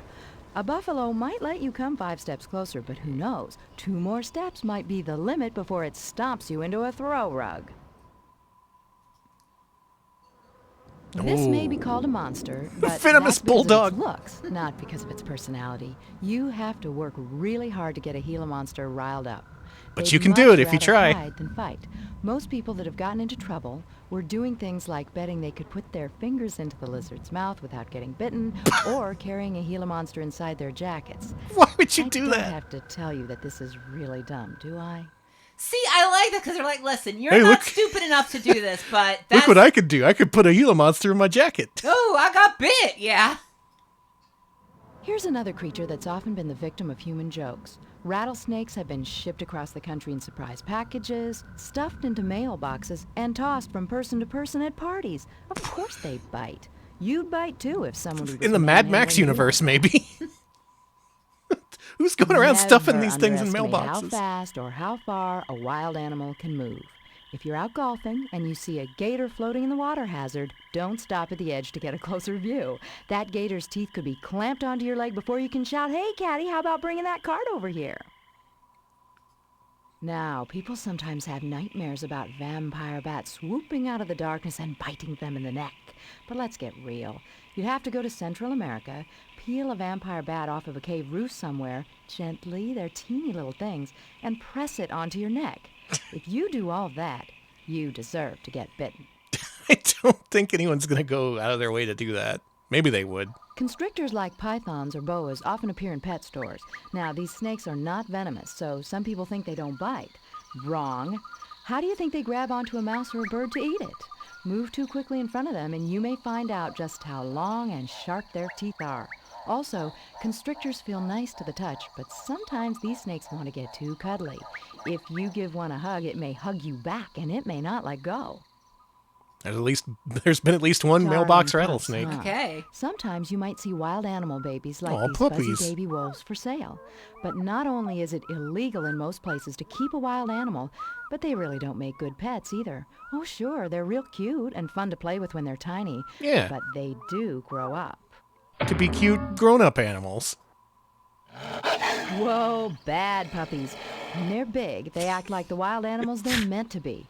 An adult wolf, even one that you've raised from a pup, may attack livestock, other pets, or even people. The same goes for any predator, like an ocelot or a fox, for example. They're not being mean, they're just doing what nature tells them to do. And obedience training is probably not going to help. Bad puppies. A little salamander doesn't look dangerous, so you might be tempted to pick one up. Don't. Many of them have powerful venom that they can squeeze out of special glands when they're scared. Get it on your hands, then wipe your mouth or your eye, and you could end up in the hospital. They don't want to be grabbed anyway, so just leave them alone. Done. I'm just going to go grab a bunch of animals and rub my hands on my face. Now here's a gentle creature that a lot of divers get into trouble with, even if they don't get bitten by it. Soft and squishy, pretty small animal, right? An octopus may not have much muscle power, but it has suction on its side. It can latch onto a rock with a few arms and hold onto your foot with a couple more. And there you are, stuck onto an octopus who's stuck to the ocean floor. The And then he starts octopus hitting can you with a breathe rock. underwater. Too bad you can't. So I guess... So I guess... Sorry, I quit that up. But yeah, so that's dumb things people do. What do you think? Don't put Gila monsters in your jacket. Don't approach mama bear or baby bear. Don't raise wild dogs. They grow up into big wild dogs. Do you like the animal audio? Yes! Do it! Whoa. Whoa. Uh-huh, uh-huh.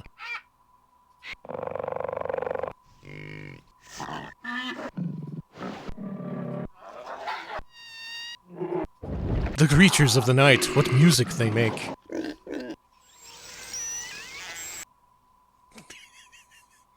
Don't let your wild animals grow up to be cowboys. Beautiful babies. Look at all the... Excuse me. Okay, they're camouflaged. Can't see shit. These guys are good. Yeah. That took me a second. Damn, he's good. Yeah, that's good. Yeah, okay. Okay. Yeah. All right.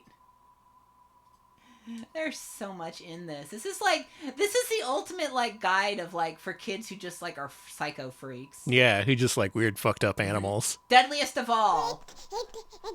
Oh my god! The baby is the most deadly of them all. People don't This need is all guns about to the kill creatures animals. we've killed. Oh. Dead eagle. A single oil spill from one of our tanker ships can wipe out life for miles around. We've got to be more careful. Yeah, you think? Stupid humans.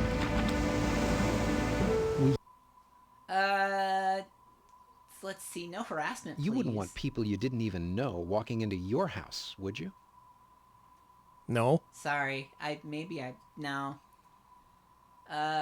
Poor land management. Look at this asshole doing all the crime. Fuck this baby. This baby. What a shitty baby.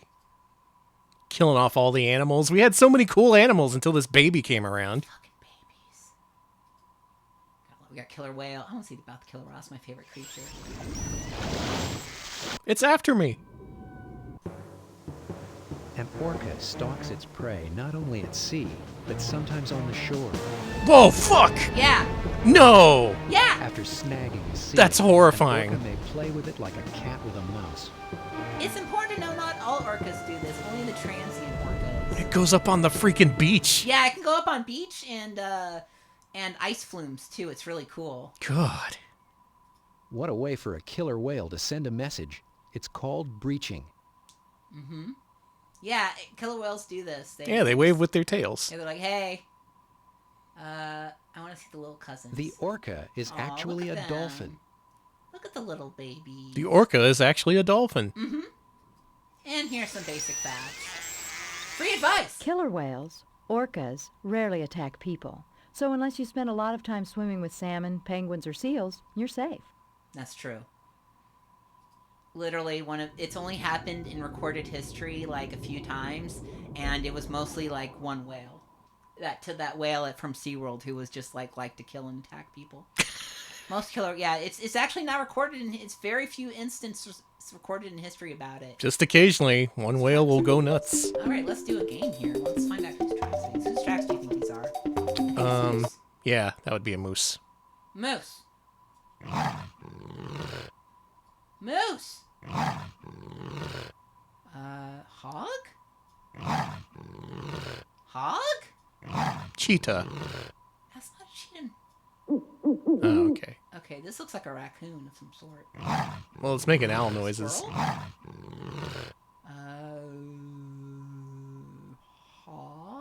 Mouse? Mousy? Okay, what do you think this is?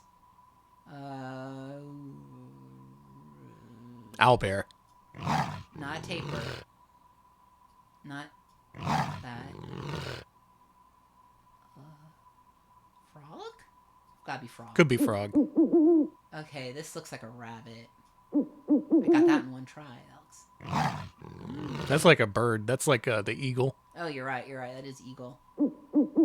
That is a bear. Yeah. That's also a bear. It's a wolf. Cat? Damn, nailing it.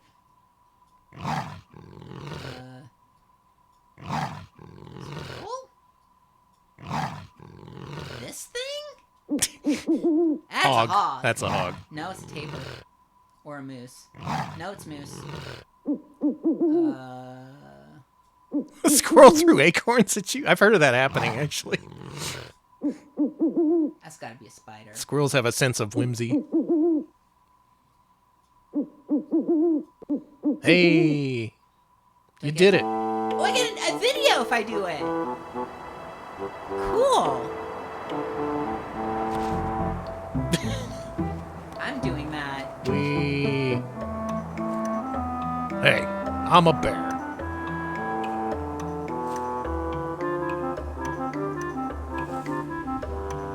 I like them. Good bear. So there's also a picture gallery of creatures. Ooh. Do you like that? That's a good bat smile. I almost want to make that my wallpaper. That's so good. That's a nice smiley bat. Yeah, these creatures are cool. Was that a beetle suplexing another beetle? Yeah. Go back one. Yeah. Yeah, beetles do that. They fight other beetles. Cartman, thank you for the 100 bits. Thank He looks you. very handsome. Oh. What are the screensavers? Oh, that's a nice lizard blep. That's a good lizard. Dangerous feet or dangerous faces? Let's do dangerous feet. Oh. Okay. But it's going to replace your axe screensaver. Let's test. Oh, yeah, let's test. Oh! Let's test dangerous faces. Scare the shit out of yourself when your computer goes to sleep. I kind of like that. I want dangerous faces. Okay. Nice. God, we're going to be browsing the Cinemania catalog, and a big bear face is going to pop up and jump scare us. So I like this game. This game is great. I mean, it's multimedia, but I like it. it's really well done. It helps you learn a lot about animals. And it also tells you how not to get fucking eaten by animals. Don't do dumb things. Yeah, don't do dumb things around animals. They will fight you. Let me just see protecting animals real quick. Aw. Oh man, this guy's gone. Whoa, archival footage. The last known thylacine, or Tasmanian wolf, died in captivity in 1933. True. These animals are gone from the earth forever. This was a cool looking dog. And now it's gone. Leave them wild. I'm done. Don't worry. I'm not gonna. This guy's like, hey, don't fuck with me. And I'm like, done. All right. Absolutely. You go ahead and do your own business.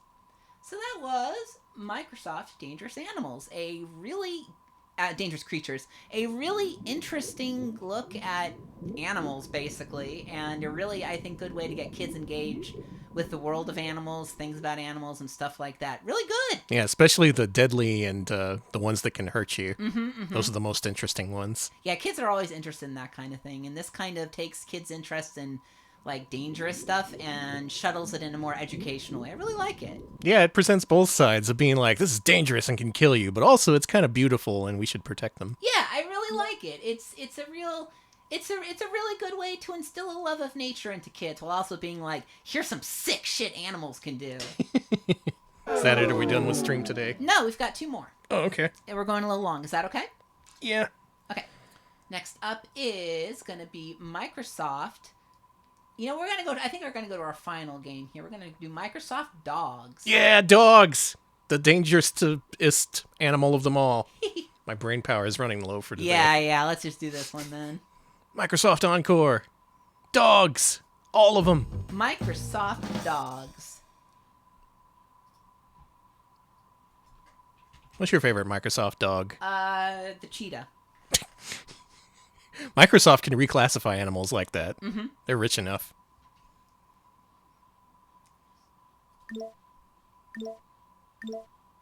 Multiple people racing to the Who Let the Dogs Out joke. Good. That's how we know we have a good crowd. Oh, look You at like them. them? Puppies.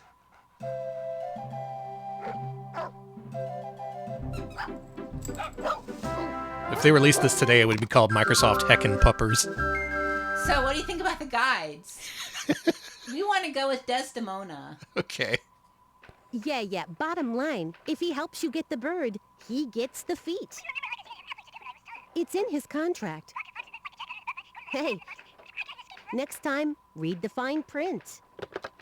Sorry for the interruption. Some people just don't realize that sporting types aren't like the rest of us. That guy on the phone, for instance, goes bird hunting with a Finnish Spitz, violates the dog's contract by not giving it the kill's feet, then can't figure out why the dog won't hunt for him again. Like I said, athletes are different. Click on that button in the corner with my picture Like her on it, and I'll bracelet. show you what I mean. It's really good. Correct me if I'm wrong, but I think it would be pretty unusual to find a professional hockey player who's also great at basketball and tennis. True. Well, it's the same with dogs. A fine Dogs. gun dog, like an English setter, would make a lousy fox hunter. She does look a and lot vice like Janine versa. from Ghostbusters. She really The does. canine Sounds like her sporting too. world is divided up between gun dogs, hounds, terriers, and then what I like to call the miscellaneous class. But I'll tell you more about that later. These discs could not I'll have tell been you cheap to straight off, produce. the No, They these put are dog is a little expensive. they put actual mystery. I mean, research most of and these had guys have been people who around knew what they since were the doing days put them when together. People hunted birds with nets and Professor falcons. Gaskin for the And just 25 because they're all and lumped dinner into the same dog. And dinner category, dog. Don't make the mistake of thinking all gun dogs are alike. You got your retrievers, your pointers, Gun your dogs? setters, your Yeah. spaniels, and your water dogs to choose from. Water Some dogs? dogs just specialize in one thing. Others are generalists. You gotta know what you're looking for. For Let the instance, dogs have you might guns. ask, Let the what's dogs the have a difference Second between Amendment. A water I agree. dog and a retriever. I mean, they both go in the water, right? Not necessarily so. Back in the old days, British hunters liked to Amendment divvy up 1, the you work get to between poop 2 or wherever you 3 want. dogs. Amendment They 2, used you get pointers guns. to find game, land retrievers, like labs and goldens, to bring back birds on dry ground, and water retrievers, like the Irish water spaniel, to go after birds that fell in the water. I like of that course, dog's these hair. days, many land retrievers do water retrieval as well. And then you gotta decide who's gonna do all the legwork. A pointer, a setter, or a spaniel. Pointers and setters pretty much do both the same job. They show you where a bird is hiding without scaring it off. In the days before guns, this was a great thing. Hunters could sneak up with their nets and catch the birds before they knew what was happening. Pointers were bred to hunt like wolves. When they smell their prey, they freeze and point. But setters are probably descended from herding dogs, and so they crouch down low and creep towards their target, like Ooh, it was a creeping sheep. dogs. Now, a spaniel is a whole different kettle of fish. Okay. These dogs really got popular. Actually, it's after not a guns fish at were all. invented, and hunters found they liked the challenge of shooting birds on the wing. What you need for Okay. that kind of sport is a dog Don't that'll give not only guns to find the bird for spaniels. you, but also drive it out of hiding. So if you were wondering why your spaniel is so, shall we say, springy, just remember, these dogs were bred to scare the daylights out of birds by jumping at them from nowhere. That does sound Now, pretty just fun. about anybody can go bird hunting. All you need is a gun and a dog that knows what it's doing. But fox hunting requires a considerable cash outlay. You'll need horses, the fancy duds, all those English people, and a pack of dogs. Foxhounds, to be exact. Fox hunting used to be the exclusive pastime of the fancy rich, and it still is. The big difference now is that more and more clubs are following artificial scent trails instead of real live foxes. It's a win-win game. The dogs and the people have a great time, and the fox gets to stay home and stay alive. She probably had to do multiple takes where they just asked her to really lean into the way that she says dogs. Whoa, get back. Going after one of these pussycats is not my idea of a good time. But I do occasionally get calls from big game hunters looking for the right dog. For bear, cougar, or lion, I usually recommend going with something like a coonhound or a Rhodesian ridgeback. Dogs like these Gonna have sick a cold dog on a noses, lion? meaning they Don't can do follow that. an old trail, and they're big enough and brave enough to face even this big cat. But even a lion might have second thoughts if he met up with an Irish wolfhound. Yeah, no, Just thank you. look Or a at this Shetland guy. pony. He really is as big as a horse. This dog's business was hunting wolves, and he was almost too efficient for his own good. After all the wolves in Ireland were gone, the Irish wolfhound went to England and wiped out the entire population of Canis lupus over there. But once there were no more wolves, people didn't see much point in feeding such a big galoot, and the breed nearly went extinct. This is going weird places. Like, some people Remember call me how I up. How said do you take down a actors are lion? different? I was thinking about terriers at the time. Fox hunting terriers, for instance. British fox hunters bred certain terriers, like the Jack Russell or the Border Terrier. Art in the to go upper left looks like a underground Sega at the CD foxes box that cover. had It escaped is. The hounds. Now you gotta figure any breed that's willing to go down a long, dark tunnel after a really, really desperate fox has gotta be long on guts and short on imagination. I mean, these dogs are fearless. Which is probably what put it No! in some No! sports-minded people's heads to cross terriers with bulldogs. Alex! To create the Arnold Schwarzenegger of canines. A dog that would fight. Gotta and teach your kids kill about dog its own fighting kind. sometime. Where are And we? just in case you think this kind I of think thing we went doesn't off go track on somewhere. anymore, I'm Dog here to tell fights you legal and that otherwise even occur in where every it's country illegal, where people dog there are fighting dogs to is fight and still people a to big bet on money them. sport. It's Got no situations lions? like Just this make the makes me dogs wonder fight what themselves. dogs ever saw in us humans in the first place. True. I didn't do it. She brought it up. Remember that miscellaneous class I mentioned? Well, I guess you could include greyhounds in this group. A long time ago, hunters used these dogs to catch rabbits. They'd send a greyhound out with a pointer. You see, the pointer would find the rabbits, and the greyhound would catch them. But these days, the only rabbits most greyhounds see are mechanical ones at the dog track. You'd be amazed how much money there is in dog racing. Too bad the dogs don't see any of it. Those are some long And dogs. speaking of races, how about that Iditarod? I mean, any dog that's gonna pull a sled for over 1,000 miles across a frozen tundra has gotta be in dynamite shape. If I lived on my treadmill for 100 years, I'd never even come close. I guess you could say that sled dogs are long-distance runners and greyhounds are sprinters. But one thing they do have in common is their short careers. You won't find many dogs over 5 years old at the track or in the traces. Oh my gosh, look at the time. I got a meeting in 5 minutes with 2 Quaker dogs and a Nova Scotia duck tolling retriever. Listen, make yourself at home. Click on the contents button and look around on your own if you want. Or if you'd rather try another tour, just click on my picture to get back to the guide screen. Well, that's enough grim dog facts for today. I got business to take care of. Let's choose a dog, huh? I need a dog that can take down buffalo. You know, let's talk to these guys. I think they know what's up. It's just us. Hi there, I'm Fist, he's Fetch, and this is... The Canine Consultant. The Canine Consultant, right, where people can ask dogs about dogs. And, actually, Fist, it's where dogs ask people about themselves. Then we tell them what kind of dog they should get. We got these questions, you answer them. Now, honestly, you gotta be Yeah, honest Fist. here. Don't worry, we won't tell your mother what you said. now, this won't I think save the you name a is nickel. Fetch. Not one thin dime, but it could save you It is a lot Car Talk of parody, headaches. yes. Heartaches, Fist. A good person, a good dog, but they're wrong for each other. Oh, This is a situation that happens time and time again, I am sad to say. Yes, so we are here to make sure it doesn't happen. The first question is, How much time will your dog be alone on an average weekday? there's nothing worse than a dog with too much time on his hands. That's right. Idle paws are the devil's workshop. I don't know, I kind of like having the house to myself. Stretch out on the sofa, chew up a sock, eat some chips. Okay, 4 to 8 hours, let's say. What kind of daily exercise will your dog get? You know, my owner and I have finally come to an understanding about the exercise thing. Well, what's that, Fist? I keep her company while It she is does Fist. the stair number. She climbs, I pant. The dog's gonna walk around a small apartment. How much attention will you give your dog's coat? Fist, would you mind if I ask you a personal question? You can always ask. How come you always look so worried? I have a lot on my mind. Well, like what? Like, is this the day she's gonna clip my toenails? I hate that. Tess hates that too. I'm putting no care into this dog. Wow, you're an asshole. And now we have size. What size dog do you prefer? I must say, Fetch, you do I'm just gonna manage not to care keep for my your, 100-pound dog. youthful figure. Yeah, well, that's because I eat like a bird. Well, bird seed is very bad for you, Fetch. It's all roughage and no calories. Now, you misunderstand, Monsieur. I eat like a bird a day. I want my dog mainly to... Hey, you ever visit a farm, Fist? A farm? Not me. I am afraid of cows. Hey, they're not so bad. You just gotta show them who's boss. Nip at their heels, stuff like that. Yeah, well, forget it. I'm a condo kind of dog. Yeah.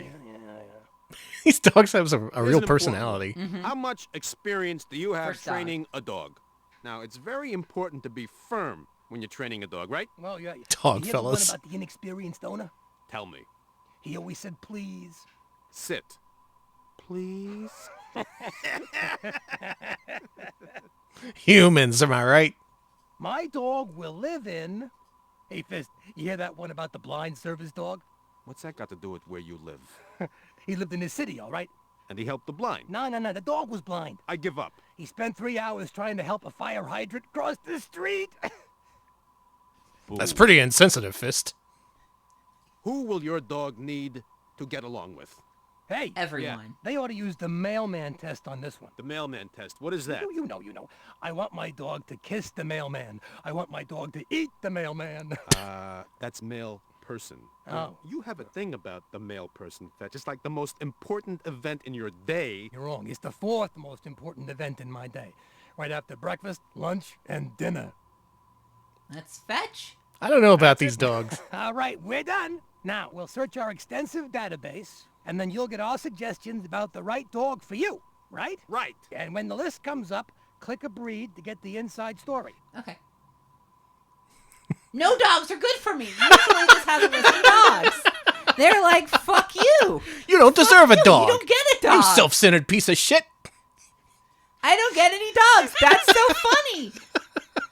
I did that What, you want time and I got dogs. You want a 100-pound dog you're not going to take care of and just has an apartment to run around? Fuck you, buddy. Fuck And it you. has to be good around other pets and children. And I've never had a dog before. Wow, I'm an asshole. So there's a lot here. They're right. When they're right, they're right. Here's the index. Let's see what we got here. We got a lot of dogs. Any kind of dog you want to see? Let's see. I want to see, there's too many dogs. Too many.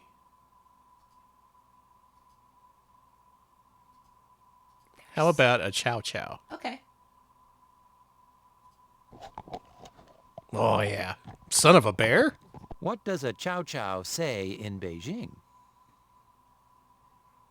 Bon bon. Bon bon.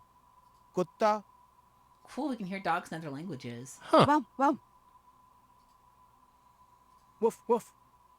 Whoa, whoa. You know, Wow wow. I learned about this in elementary Wow, school. wow. Wow wow. Just like the different onomatopoeia Woof, woof. people use for representing Woof. dog barking. And I took it to mean that the dogs actually said different things depending upon the part of the world you're in. Bow, bow. So I thought the dogs in Japan actually went wan wan. Woof, woof. Oof oof. Woof. Woof. Maybe they do. Maybe there's different dog dialects. Let's go back to Chow Chow. For the culture. The pot dog. Okay. Cactus Bee, thank you for the raid. Thank Welcome you. to Dogs, the Microsoft Home dog Chinese experience. crested? Whoa, that's a funky looking dog. Hope you had a good stream. We're looking at all kinds of dogs, including the Chow Chow, which is apparently the son of a bear. Yeah, only a few bears and dogs have dark tongues. Huh. Yeah. There's so much here. So yeah, if you want to learn about training your dog, Working like a dog. let's see tricks and treats. Ta-da! If you can teach a dog to roll over, can you teach it to do a backflip? Well, maybe not, but the same basic training principles still apply. Whoa. Oh, I want a frisbee dog. How hard would it be to teach your dog to play piano? How hard would it be?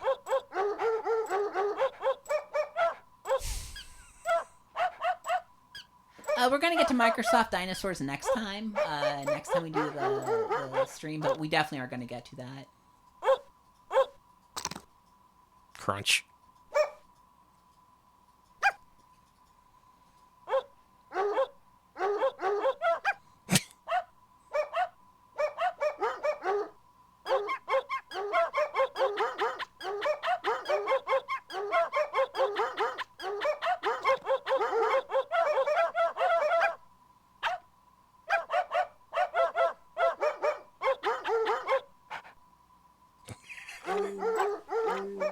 Oh my god.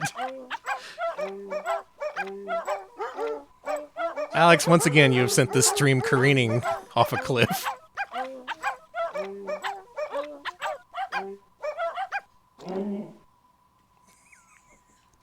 Eine kleine bark music. There you go. This is on archive.org, yeah. Ooh. Oh, nice glissando. Alex is freestyling, also known as playing the piano.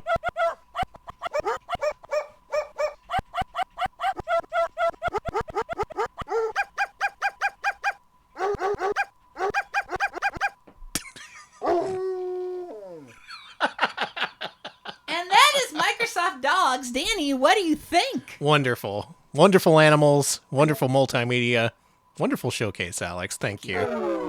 What a great bunch of things we've learned. We've learned about hardworking dogs. We've learned about basketball and baseball. Mm-hmm. We learned about gardening the jazz way. Yeah, but not about bluebonnets. If you want bluebonnets, fuck you. Yeah, you got to buy the separate Bluebonnets expansion. And we learned about John Waters' favorite filmmakers. What an incredible, incredible batch of multimedia it was today. Thank you so much, Alex, for putting that together. You're welcome. And if you like that, Alex apparently has a lot more of these that we'll be looking forward to. We got in the weeks a lot ahead. more. Yeah. We have Encarta, too. Oh, yeah, next Encarta. one's going to be Encarta, so look forward to that. Next time, look forward to Microsoft Dinosaurs, Microsoft Encarta, as well as other multimedia delights.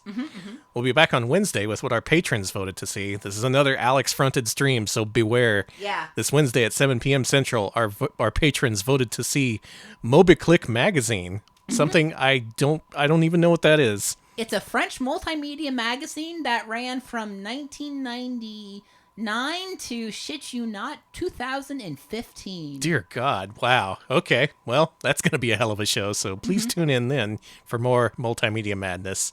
I'm going to look for a raid target here. Why don't you wrap us up? We also have a YouTube channel, youtube.com/retropals. We post full-length highlights of our streams there. Our latest one is a look at licensed CD-ROMs, including the Sailor Moon CD-ROM game. So if you want to check out some mid-90s CGI madness, do check that out. It's very, very interesting. We also have a Discord. Let me just drop that link in the chat. You can join us there to chat about games, chat about our streams, and of course, show off your beautiful, perfect, amazing cats. We love your cats. Please, please keep showing me your cats. There's a really good Mort video in there. Highly Yes. recommended. We also have a co-host and a Blue Sky, cohost.org/retropals, and let me put the Blue Sky link in the chat. You can join us there to find out when we go live, when we got new videos up on YouTube, and all the Retropals news you can use. Folks, it's a special day. It's Mooware's birthday. Oh, happy birthday, Mooware! Let's raid into Mooware and wish them a happy birthday. Mooware plays a whole bunch of weird stuff, especially PS1 games. They're running a roulette wheel today, so you're going to see all kinds of weird stuff. Yeah, your raid message is happy birthday. Yeah. So go enjoy that. Have a good rest of your day, and we'll see you later. Thanks for watching. See ya, folks.